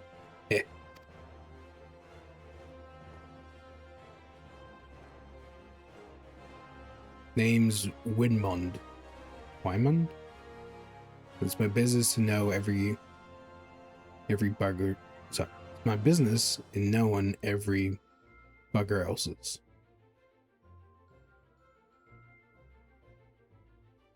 Okay. Now then, I offer you some individual advice. A way welcome in Fair City free of charge. Just this once, like.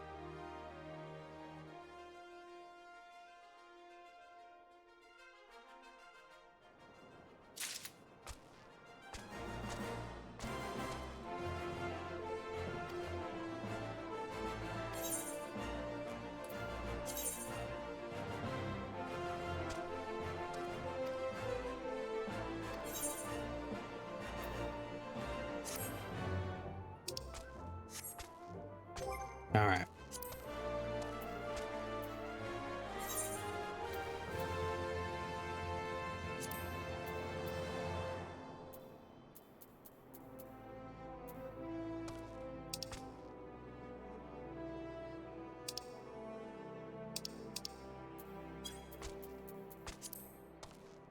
So let's do what I remember.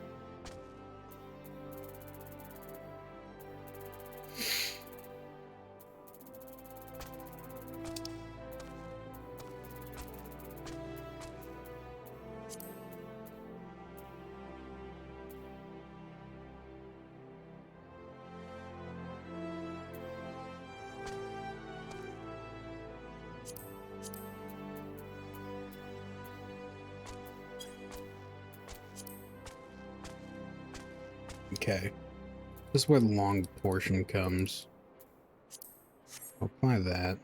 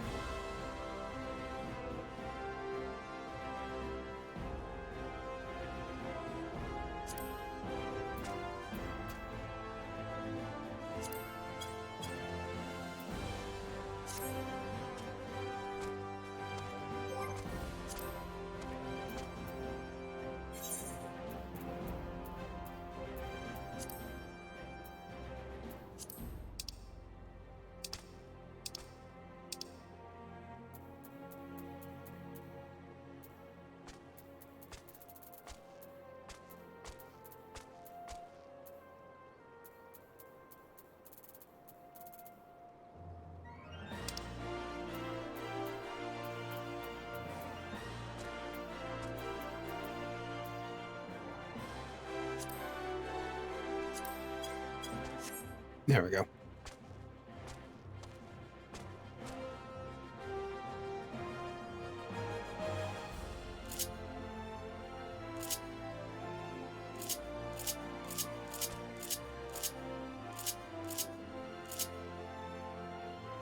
Oh, I see the problem here.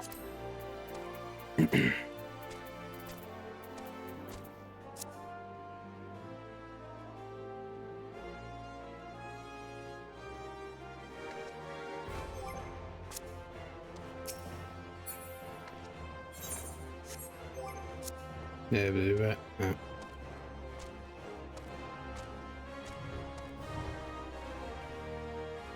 there we go.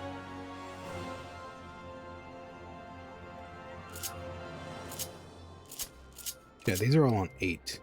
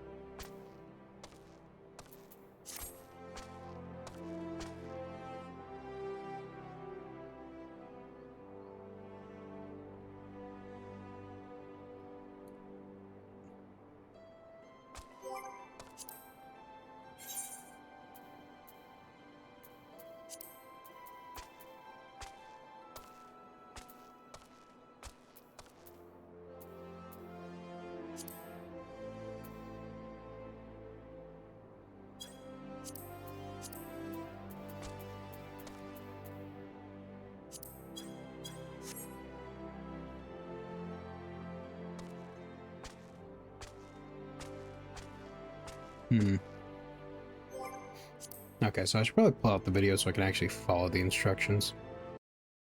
In the meantime, also adjust this a little bit. Because my normal speaking is around this portion, so my little foogies or little animation is going to keep it going for a little bit. Maybe a little bit lower. There we go. So that's good. And I need to pull up the video again.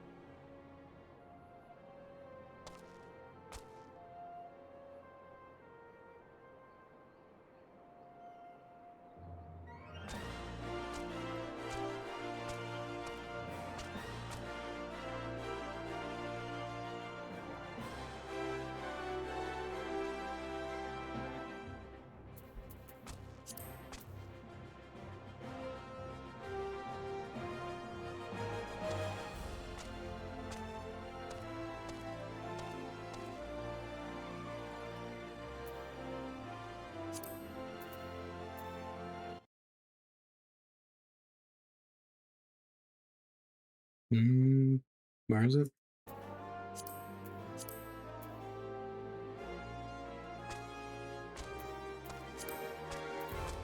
Yeah, that's enabled.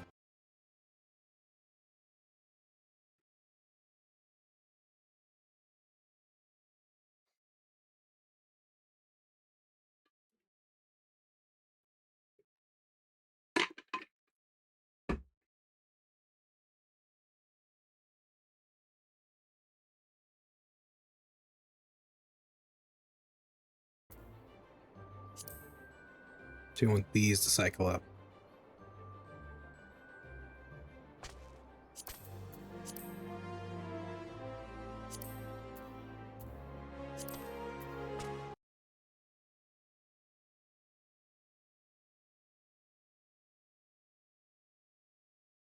Part 2.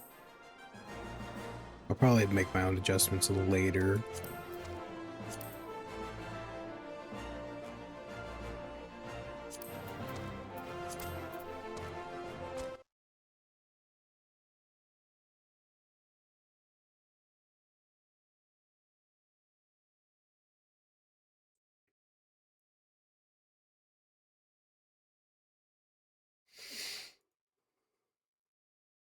Mm-hmm.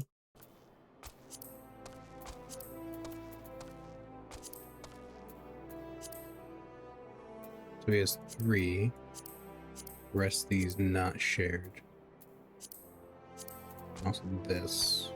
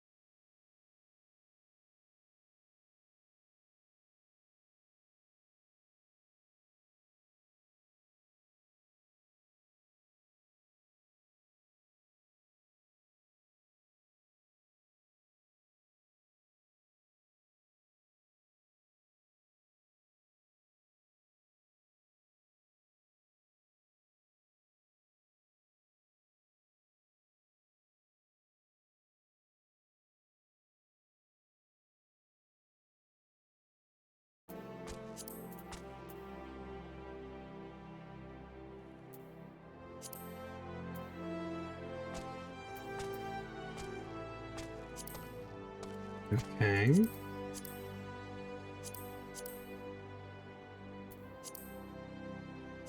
Oh, I get why he's wanting me to do this. I think. Yeah, I get it now. Seeing what he wants. We're seeing that.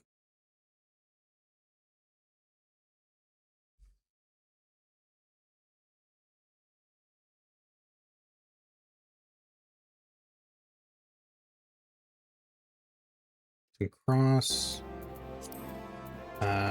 Use pet hop power.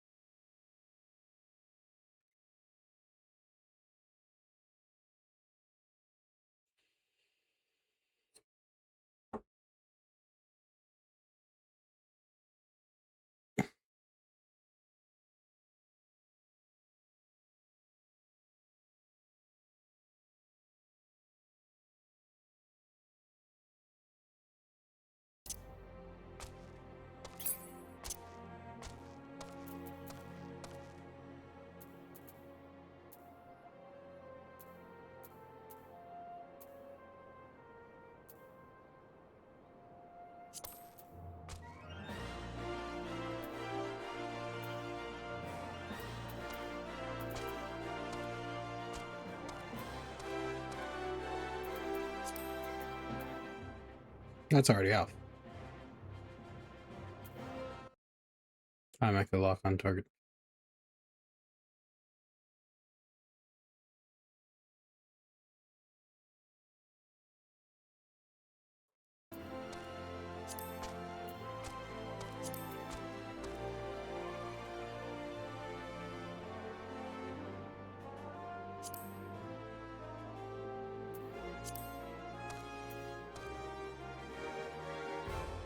Oh, yeah.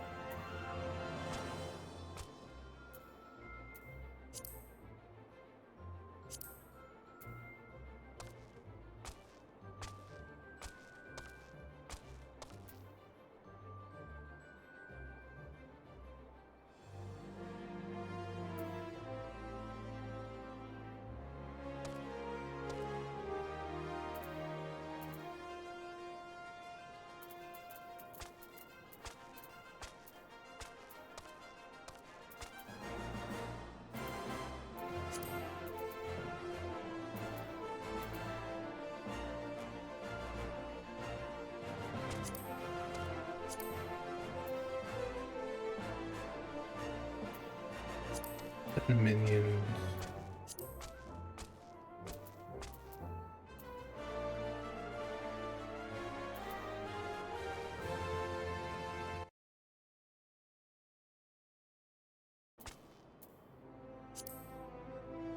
Oh, wait, hold on.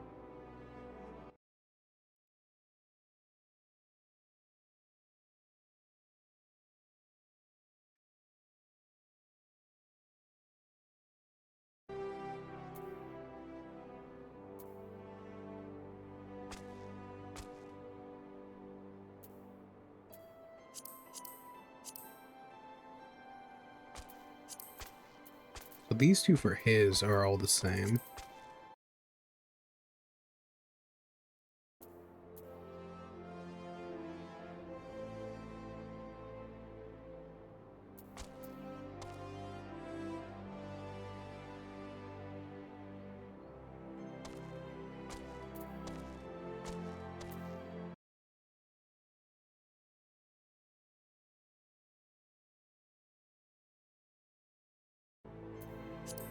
That.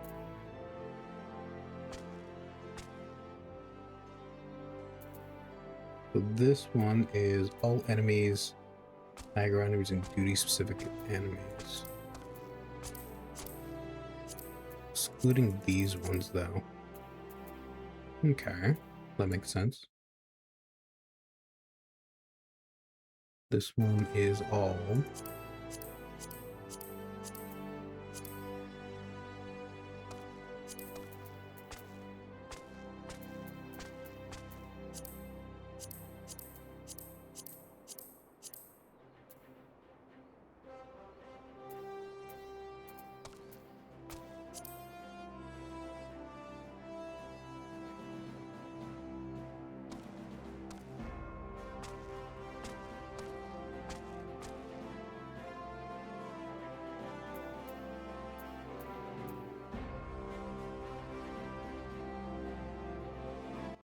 Alright, so I need to move to... Oh, fuck. Okay, that's still working.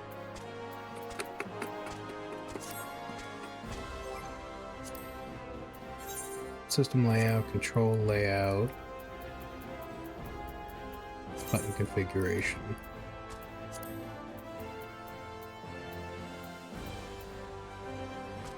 We'll do 99 here, 98 here.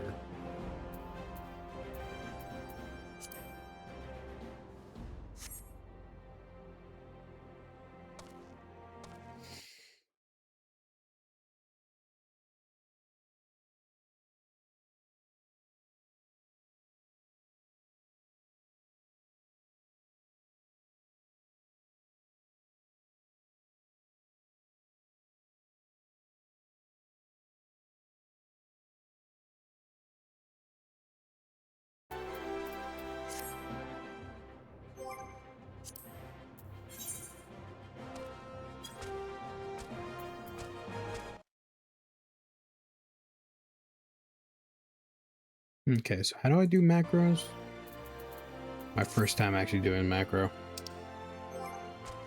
This is definitely a good time to figure that out. These are macros. There we are.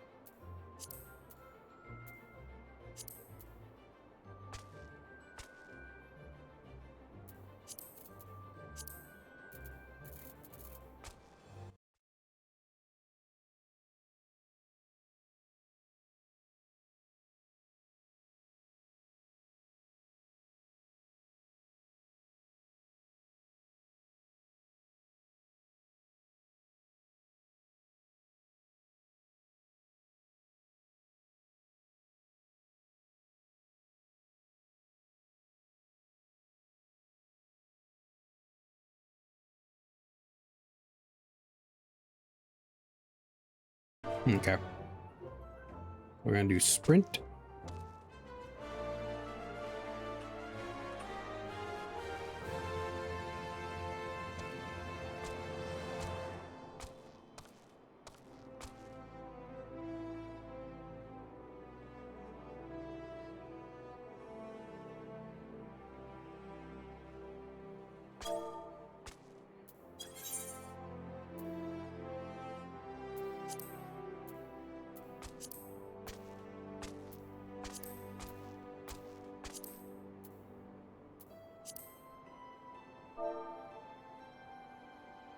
Slash lock off. Right.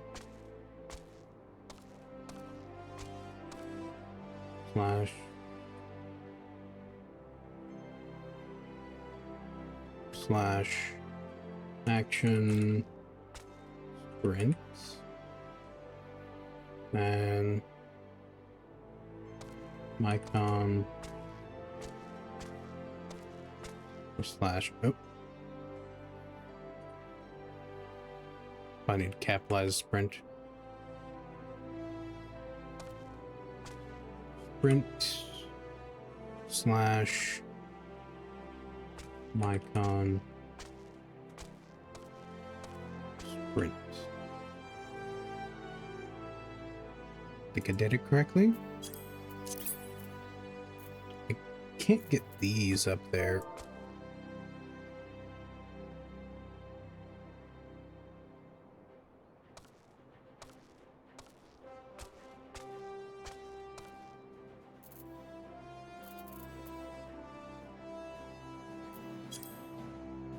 Okay. Name.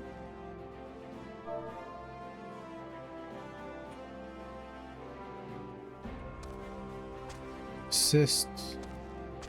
I feel like this is mostly for healers, but doesn't hurt, I guess. Slash mirror off.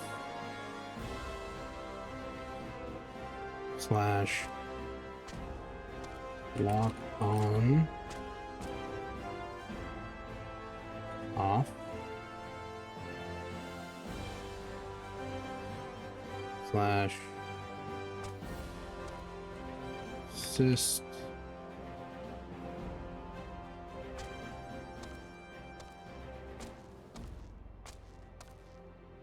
T. I'm guessing teammate. So I don't have these arrow things on there. Do I need to do something specific for those?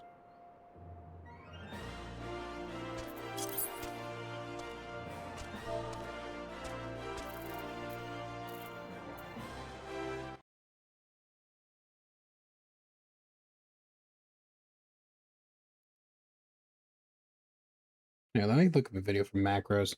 This is very interesting. This is probably very interesting to the audience. FF14 macros.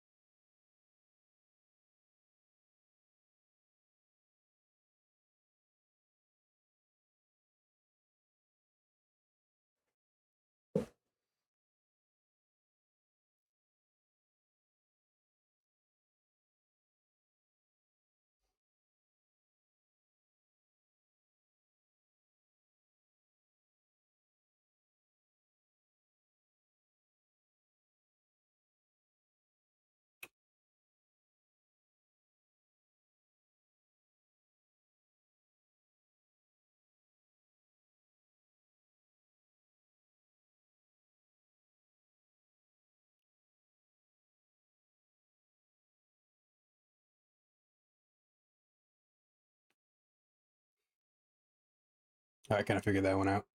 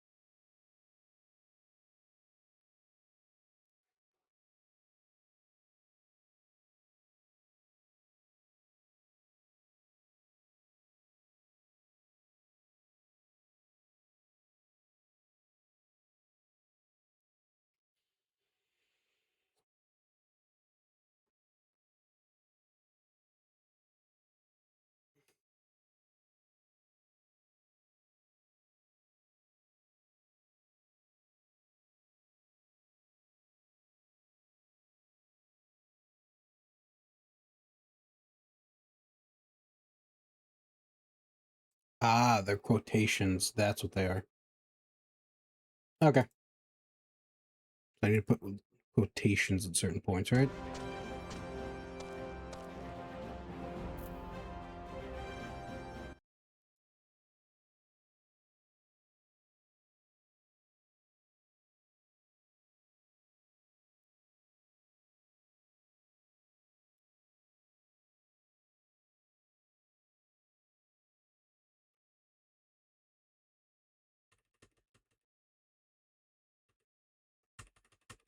Not letting me add quotations. Oh.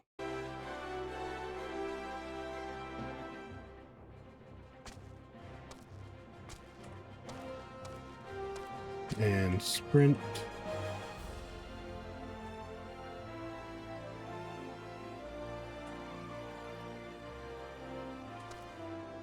Hush controller.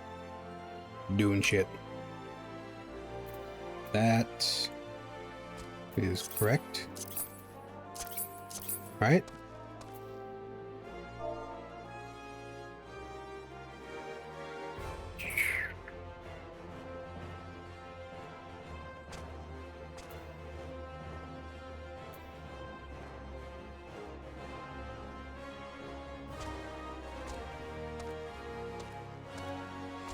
Okay.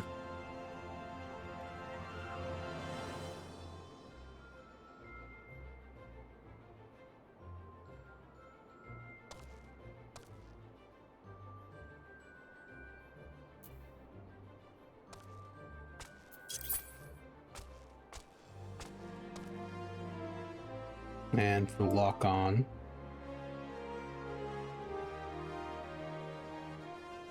So should I?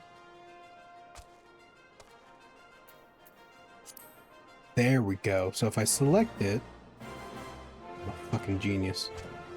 I'm not really.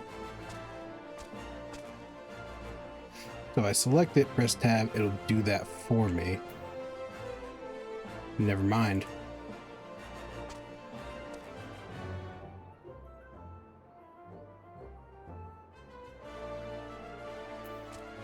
There we go. This feels like coding. It's probably not far off from coding, because I get the feeling what I'm doing right now is pretty much going into the game commands and doing things, at least with macros, doing things manually.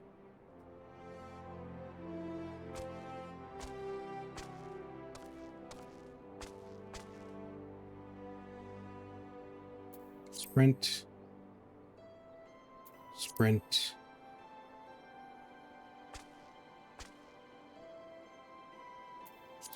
And lock on. Okay. I should have everything put together now. Let's just make sure.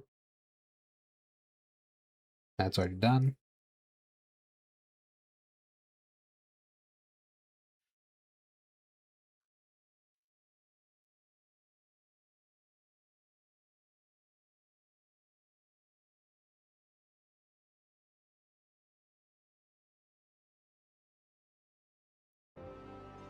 This might be something that's useful.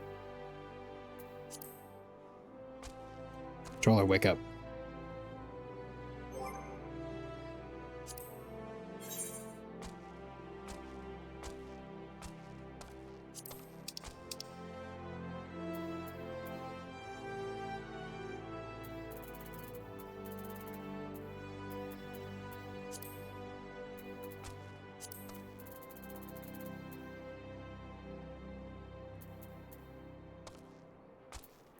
Maintain camera distance.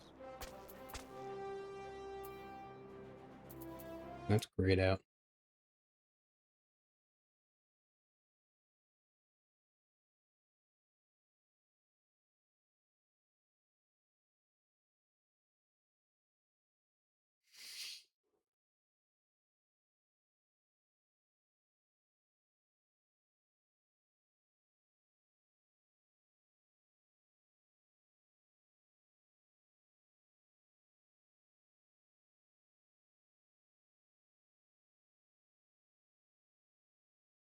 Okay, so we got the main stuff put together, and everything else I could do later for personal stuff. But that's how I set it. That's how I set everything up. All right, let's actually get to playing the game. I'm a wonderful streamer.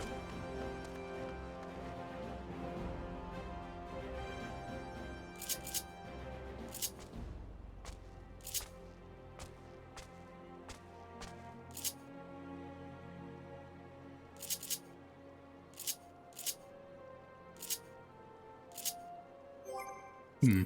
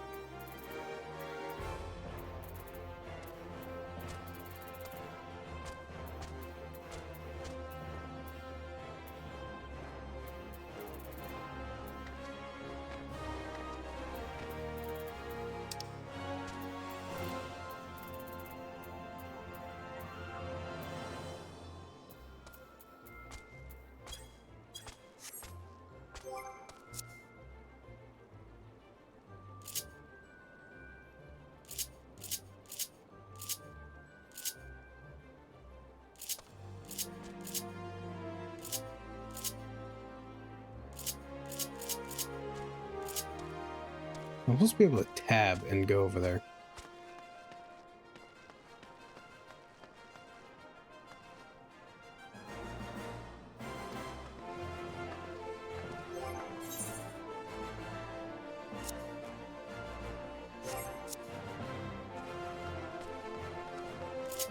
Maybe it's because it's not open yet.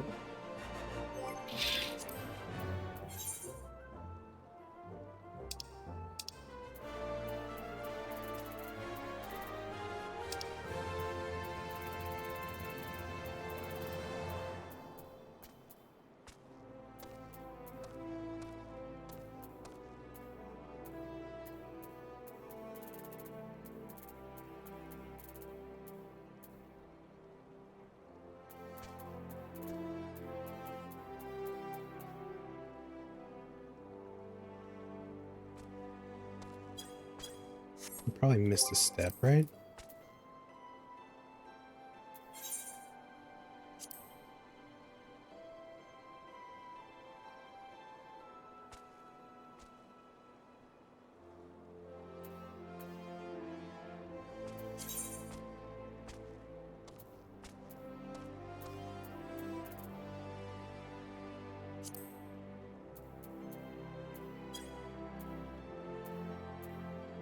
Ally crossbar.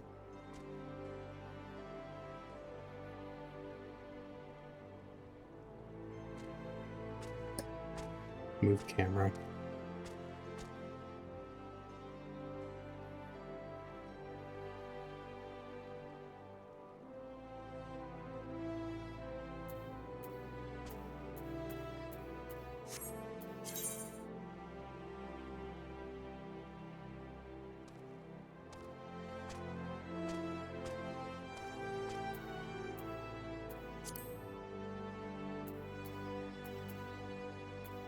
Mm-hmm.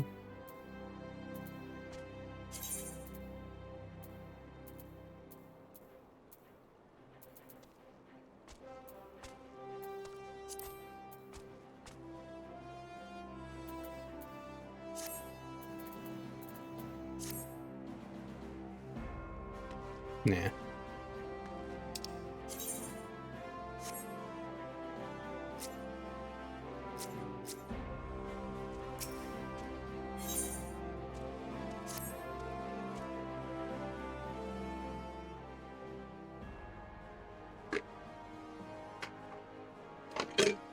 Just plain to anyone with eyes that you know that you don't know your way around here.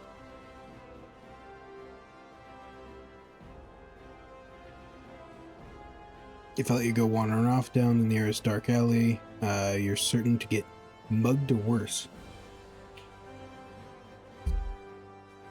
I'm pretty sure I'm a 6 foot something Catwoman with abs, so I'm pretty sure I'm gonna be fine. I'm certain to get mugged or worse, and I don't want that on my conscience. So before you do anything else, you'll want to head over to the quicksand and speak to Momondi. She's master of the Adventurers Guild, and can send you on the right path.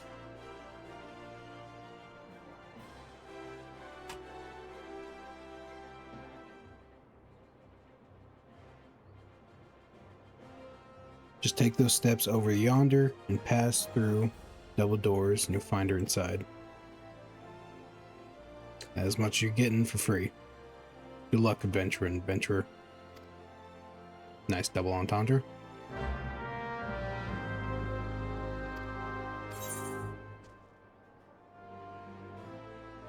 Accepting current quest objectives and turning these things.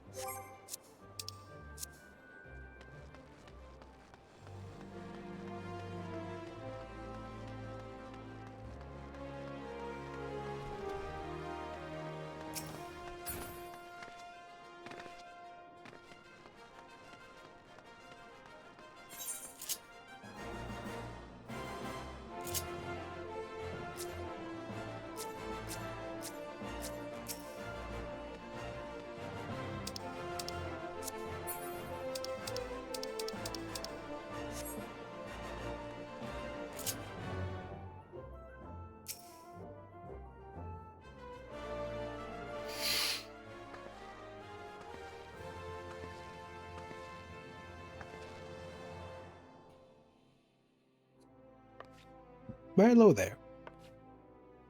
Who might you be? Looking for if you're looking to join the Adventurers Guild, you've come to the right place. What time is it? Hold on. 12. Come to the right place.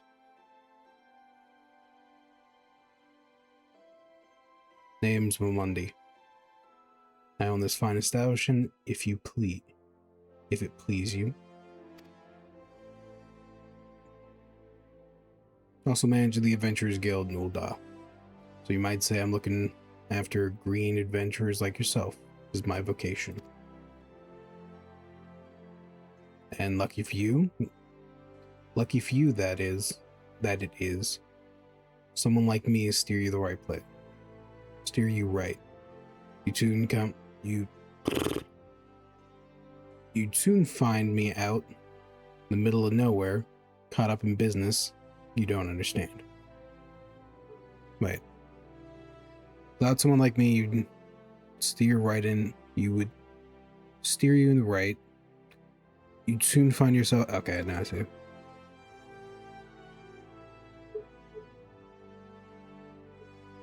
At a conflict with the Almajada,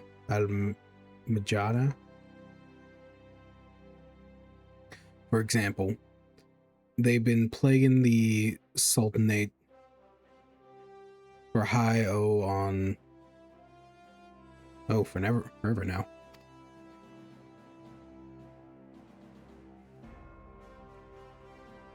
Then there's the Garleen Empire. None can say for sure what they're plotting, but these days, only that they are. My reading comprehension's not doing very well. None can say for sure what they're plotting, but these days, only that they are. Aye, people drink, make merry, but underneath, it's all... Underneath it all is a worry, and a worry lingering beyond the law. And little wonder. It's scarce been 5 years since the lesser moon cracked open like a giant egg and releasing the abomination intent on turning the realm into a ninth hell. So much was lost in the blink of an eye. 'Twas the end of the world, and then came at last.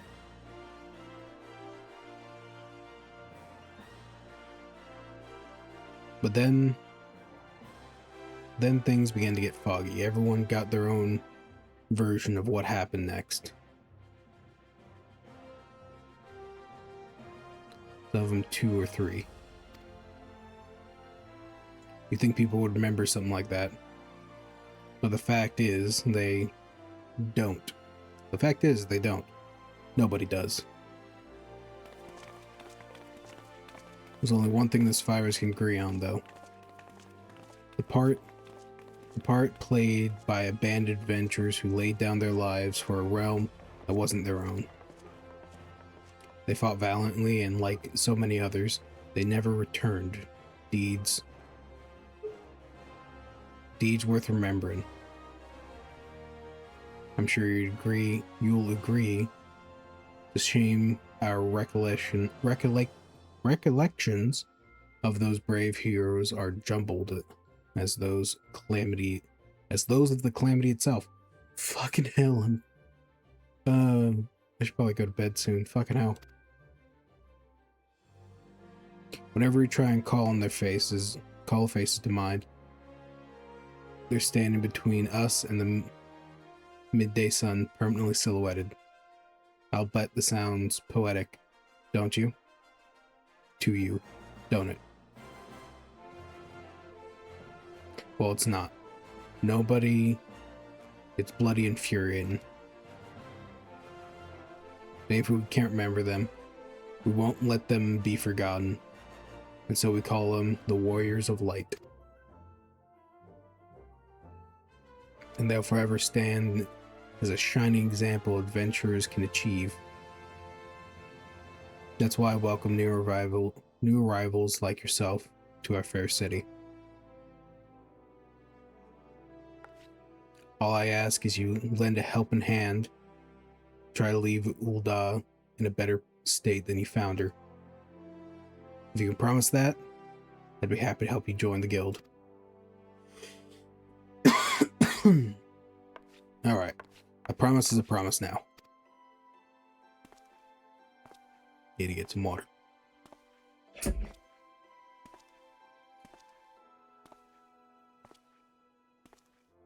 I'm counting on your help to put up to put the past behind us. We need people working and spending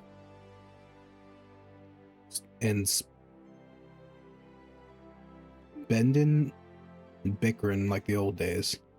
Nah. And a happy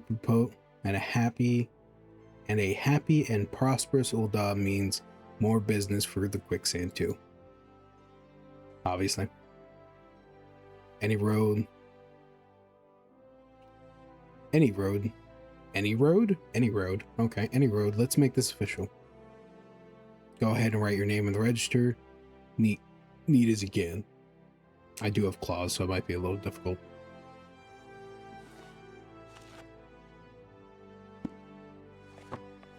Natasha Rovask. I like that charming name. Just rolls off the tongue, does it? Sure. Alright, Miss Rovask. On behalf of the Venture Guild, I officially, please, sir, be merciful. By 12 is my witness. I swear to you, I'll bring you your money. In the East, it's said that a merciful God might be driven to vengeance if thrice blasphemed. Took me a second there.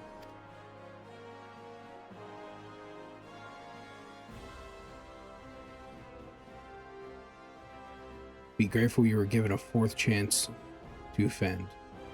You two attend to this scum. No, please, mercy. Well, ain't that a sight? Nor an uncommon one. I'm honest, don't worry though. If you work hard, I doubt you'll end up like him. That's a very naive way to put it, but okay. Just the same, if you ever need a bit of advice about things or another, pay me a visit. Just don't bother me every time you stub your bloody toe, right? Of course, I do enjoy hearing a lady muse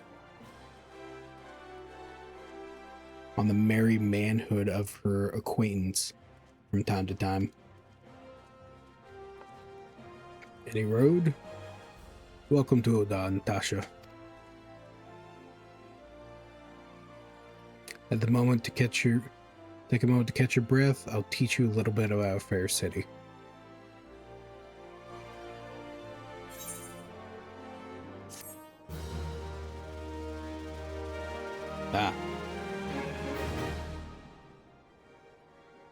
Includes the pick for first adventure and jump down. Well, so now I go forth and discover incredible things.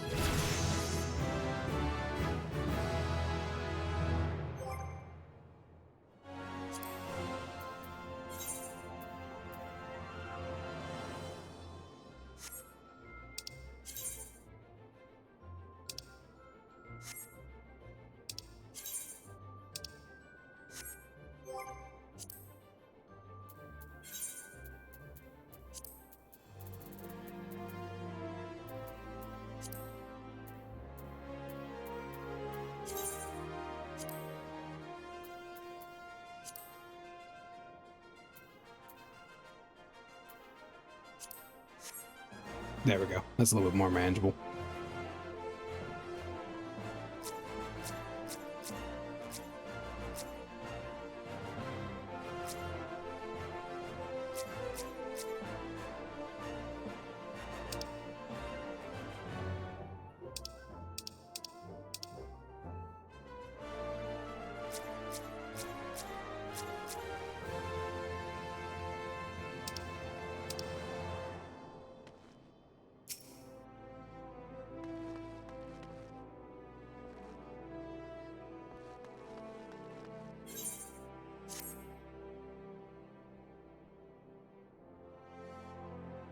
Or go charging off and find your fortune. A few basic tests I'd like you to perform. As to help you get to know the place. First of all, I want you to visit the Aetherite Plaza. To get there, head west from here till you reach the Emerald Avenue. Until you reach Emerald Avenue. Then look north and you should see a giant floating crystal of aetheryte.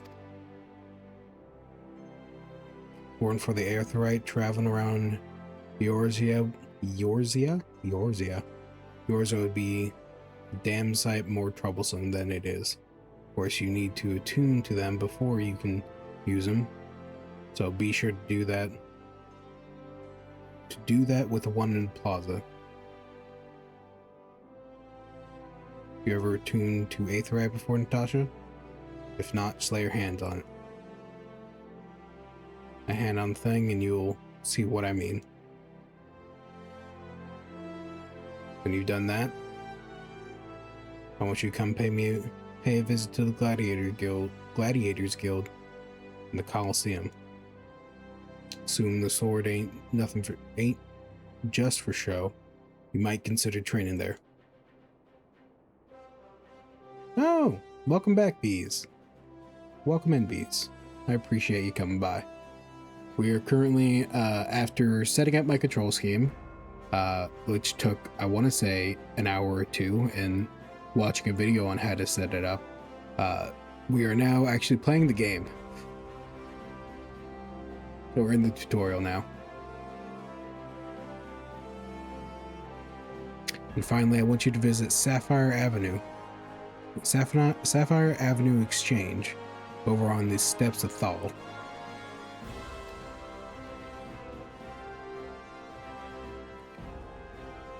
Goods from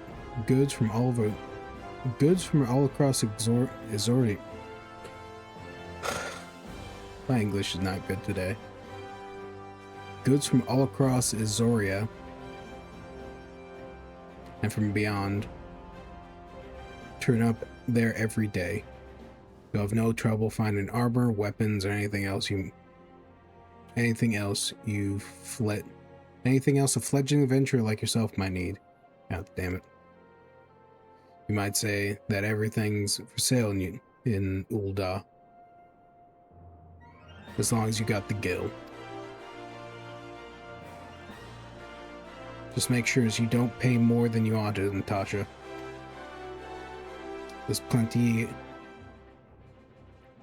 as won't scruple to swindle unsuspecting foreigners like yourself, especially if they think no one's looking out for their best interests. Which is why I'm giving you this letter to go visit the exchange and find a gentleman named Sezodia. Sure. He'll be happy to tell you about the market once he's read it. In short, visit Plaza, Gladiator Guild, and then Sapphire. Oh, and before you go, word of advice. While there are more than a few unsavory characters out there who will try and take advantage of you, there are also some honest to goodness problems there are also some with honest to goodness problems who you should consider offering your helping hand to.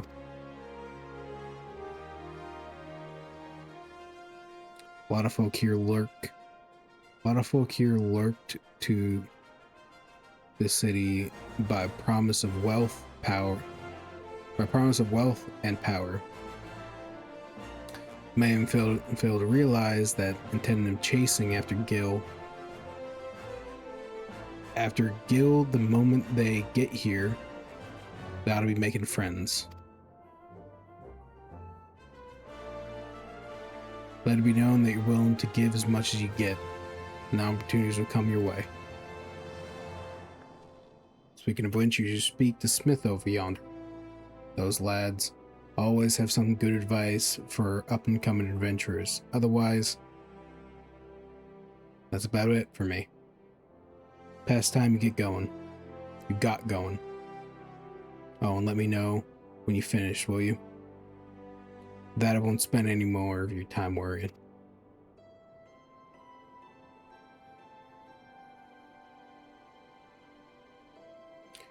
without wearing your down to your small clothes without a guilt to your name.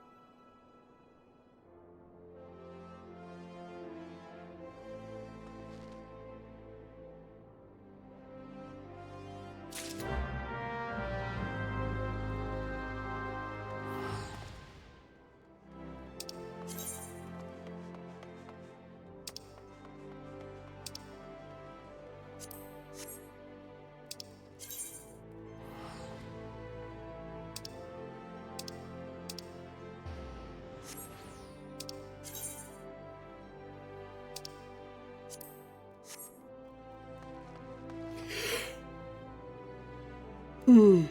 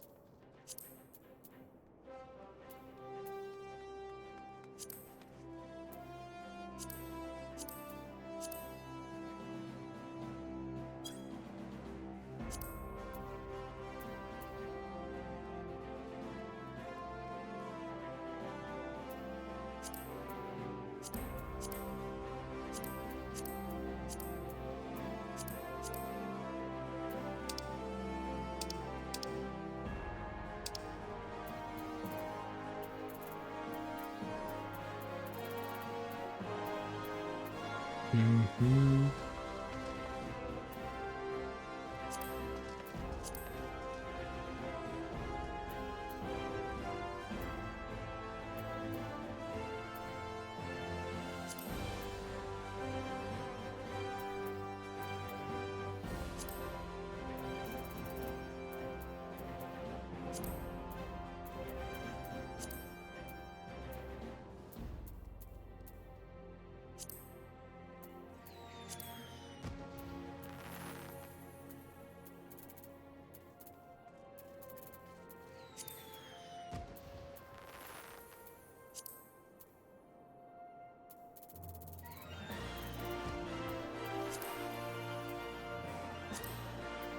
Let's see.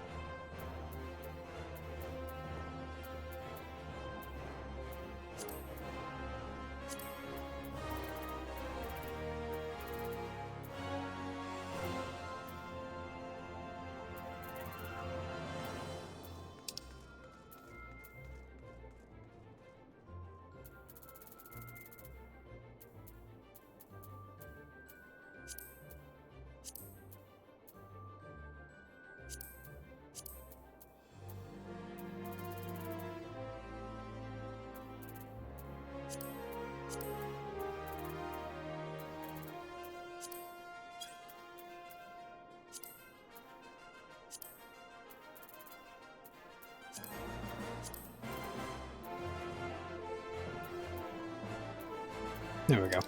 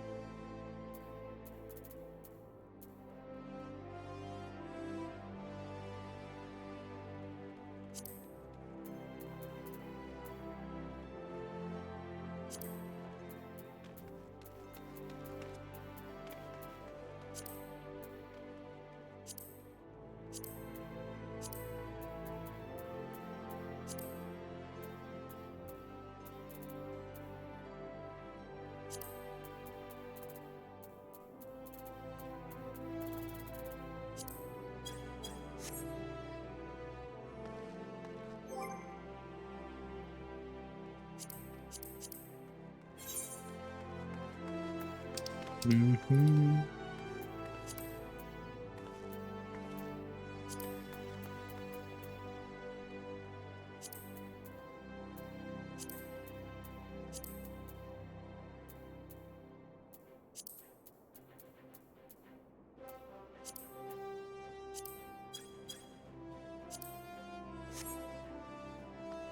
There we go.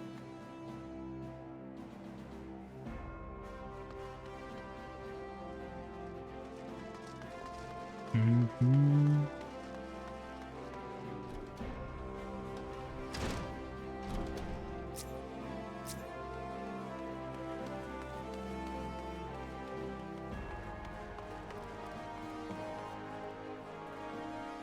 Kim K. Okay.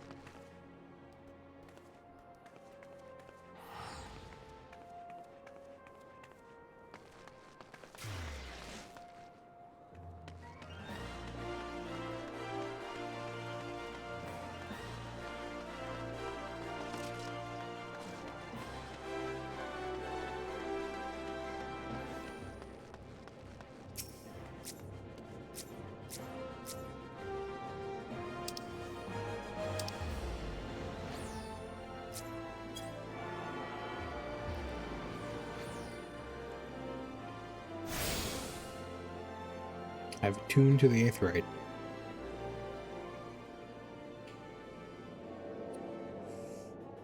Hail, adventurer.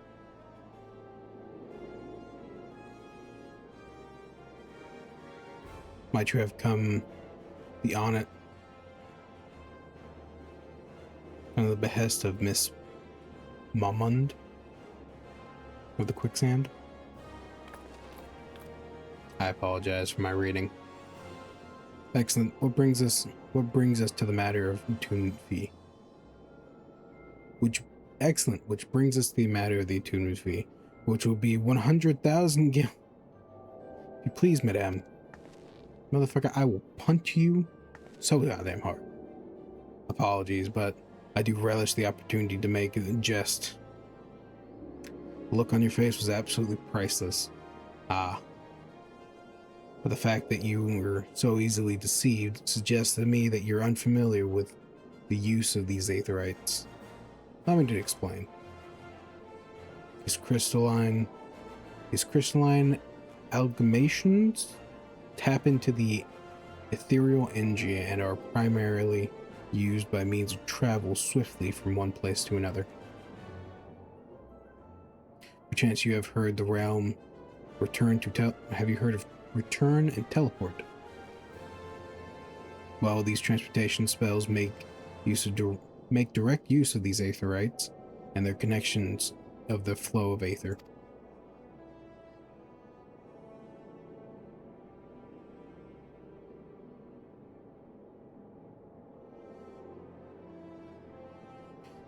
Given that there's aetherite in most every corner of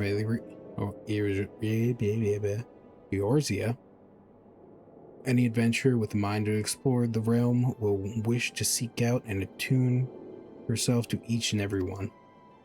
But even if you have no intentions of wandering beyond the Sultanate's borders, it would be prudent for you to attune yourself to any aether you've encountered from now on.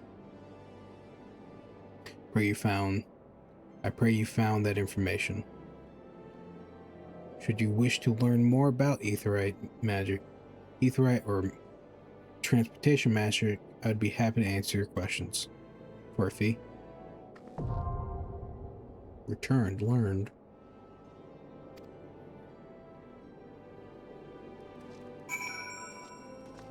You just got a big hammer.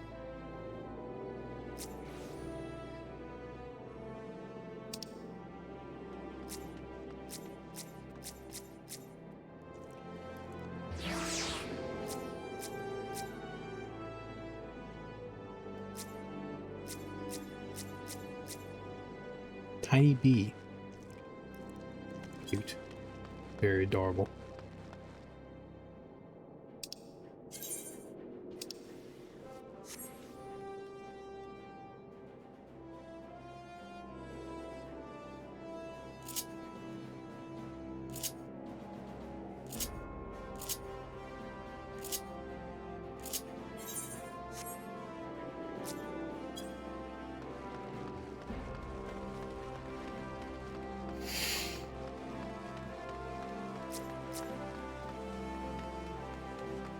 Von X. King C.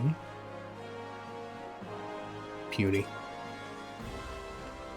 That's like looking angelic.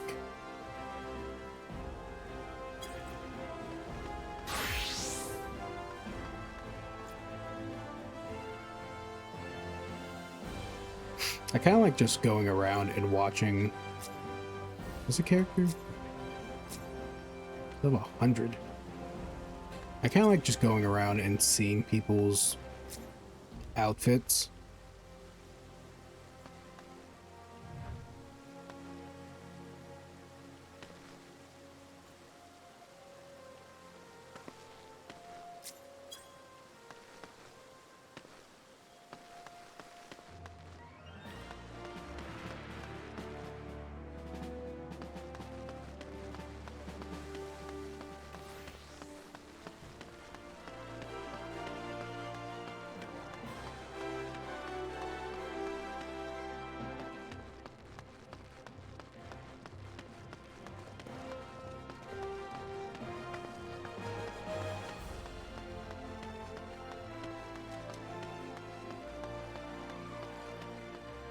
So we'll get through the first quest, and then before I turn it in, I will turn in for bed for the night.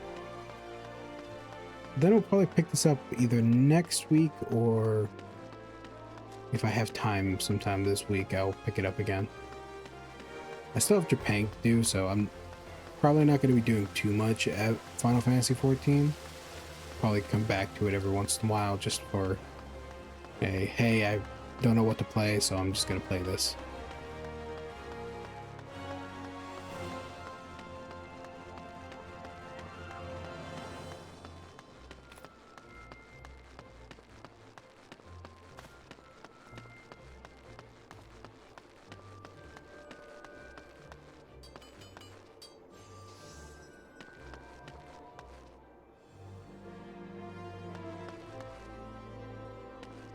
Small.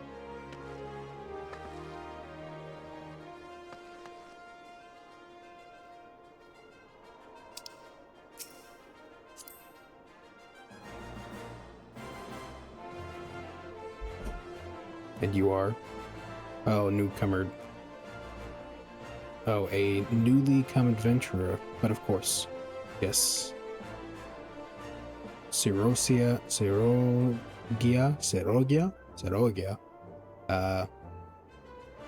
I am Serogia. What can I do you for? You would have me teach you the ways of the marketplace. Very wise. For my fee, what do you expect me to do it for free? Surely you jest. My dear adventurer, when you ask an Uldali, whatever, for a favor, you should at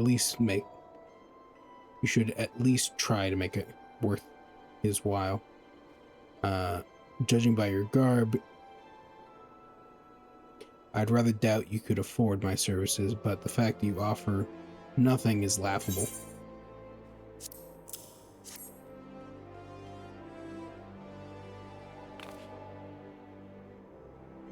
Oh, Mr. Momon's instructions instructed you to seek me out. Did she?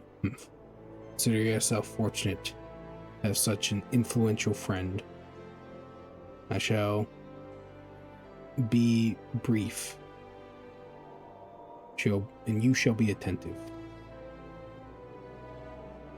You stand in the Sapphire Avenue Exchange. the brutalist, most profitable marketplace in the Sultanate. Being advantageously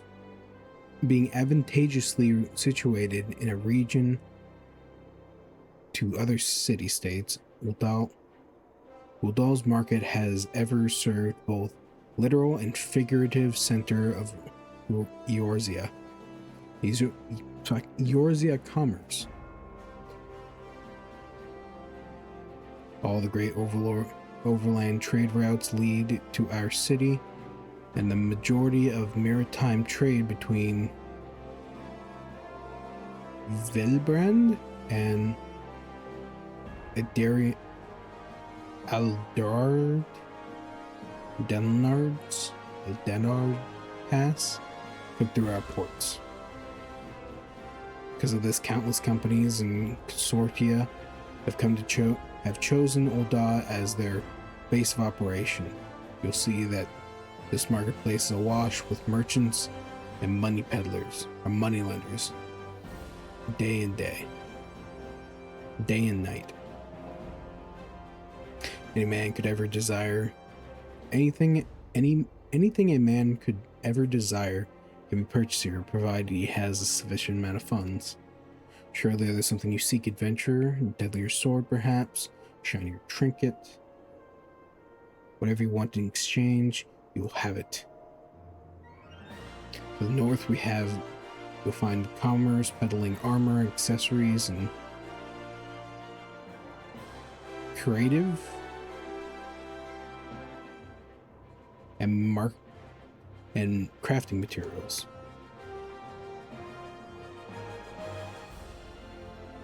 And to the south, you'll find weapons, tools, and an assortment of other useful items for sale. Seek out a particular merchant or browse to your heart's content, but do try to remain aloof.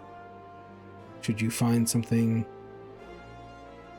that piques your interest, decisions made in the heat of the moment are usually unwise, especially where there's corn to be concerned. All this complimentary aid you shall have from me. This is all the complimentary aid you'll have from me, and far too much of my taste. My English ain't doing good today. Regards, Mammon. Now off with you.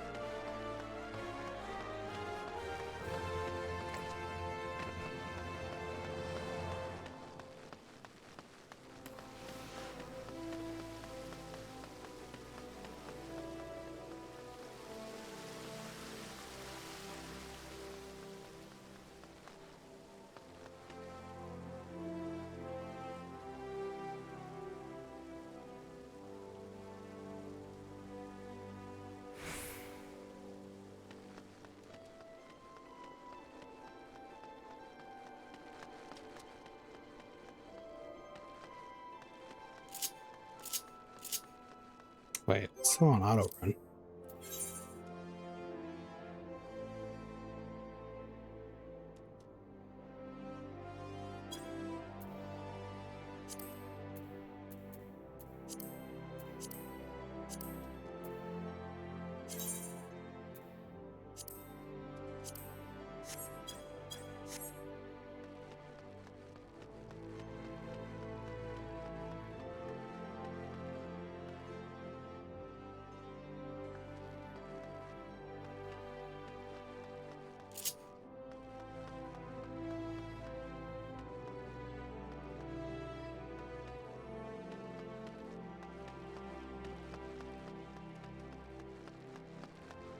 Well, it seems my macros ain't working.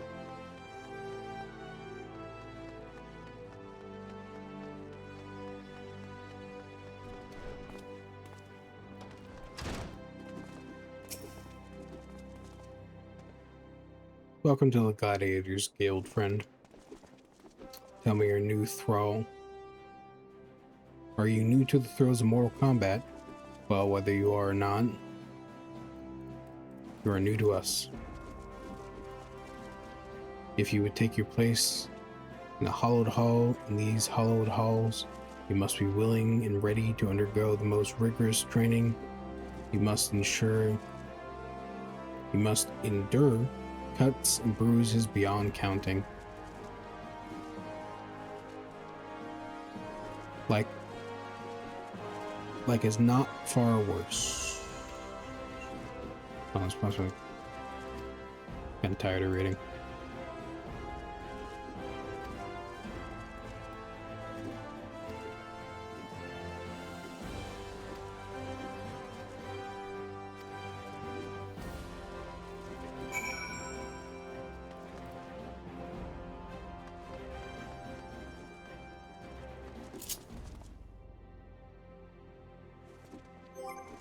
Why the fuck?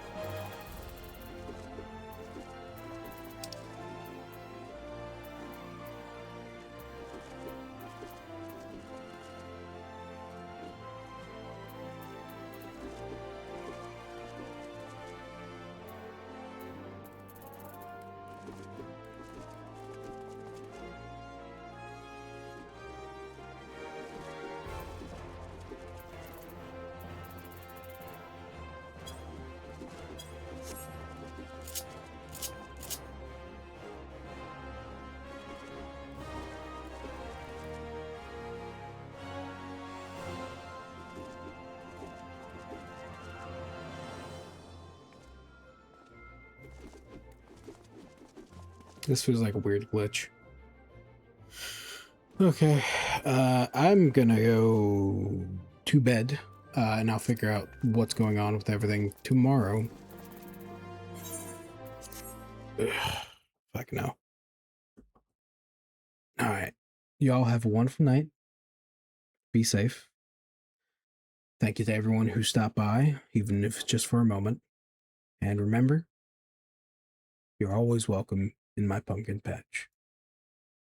Be safe, have a good night, sweet dreams, and be safe.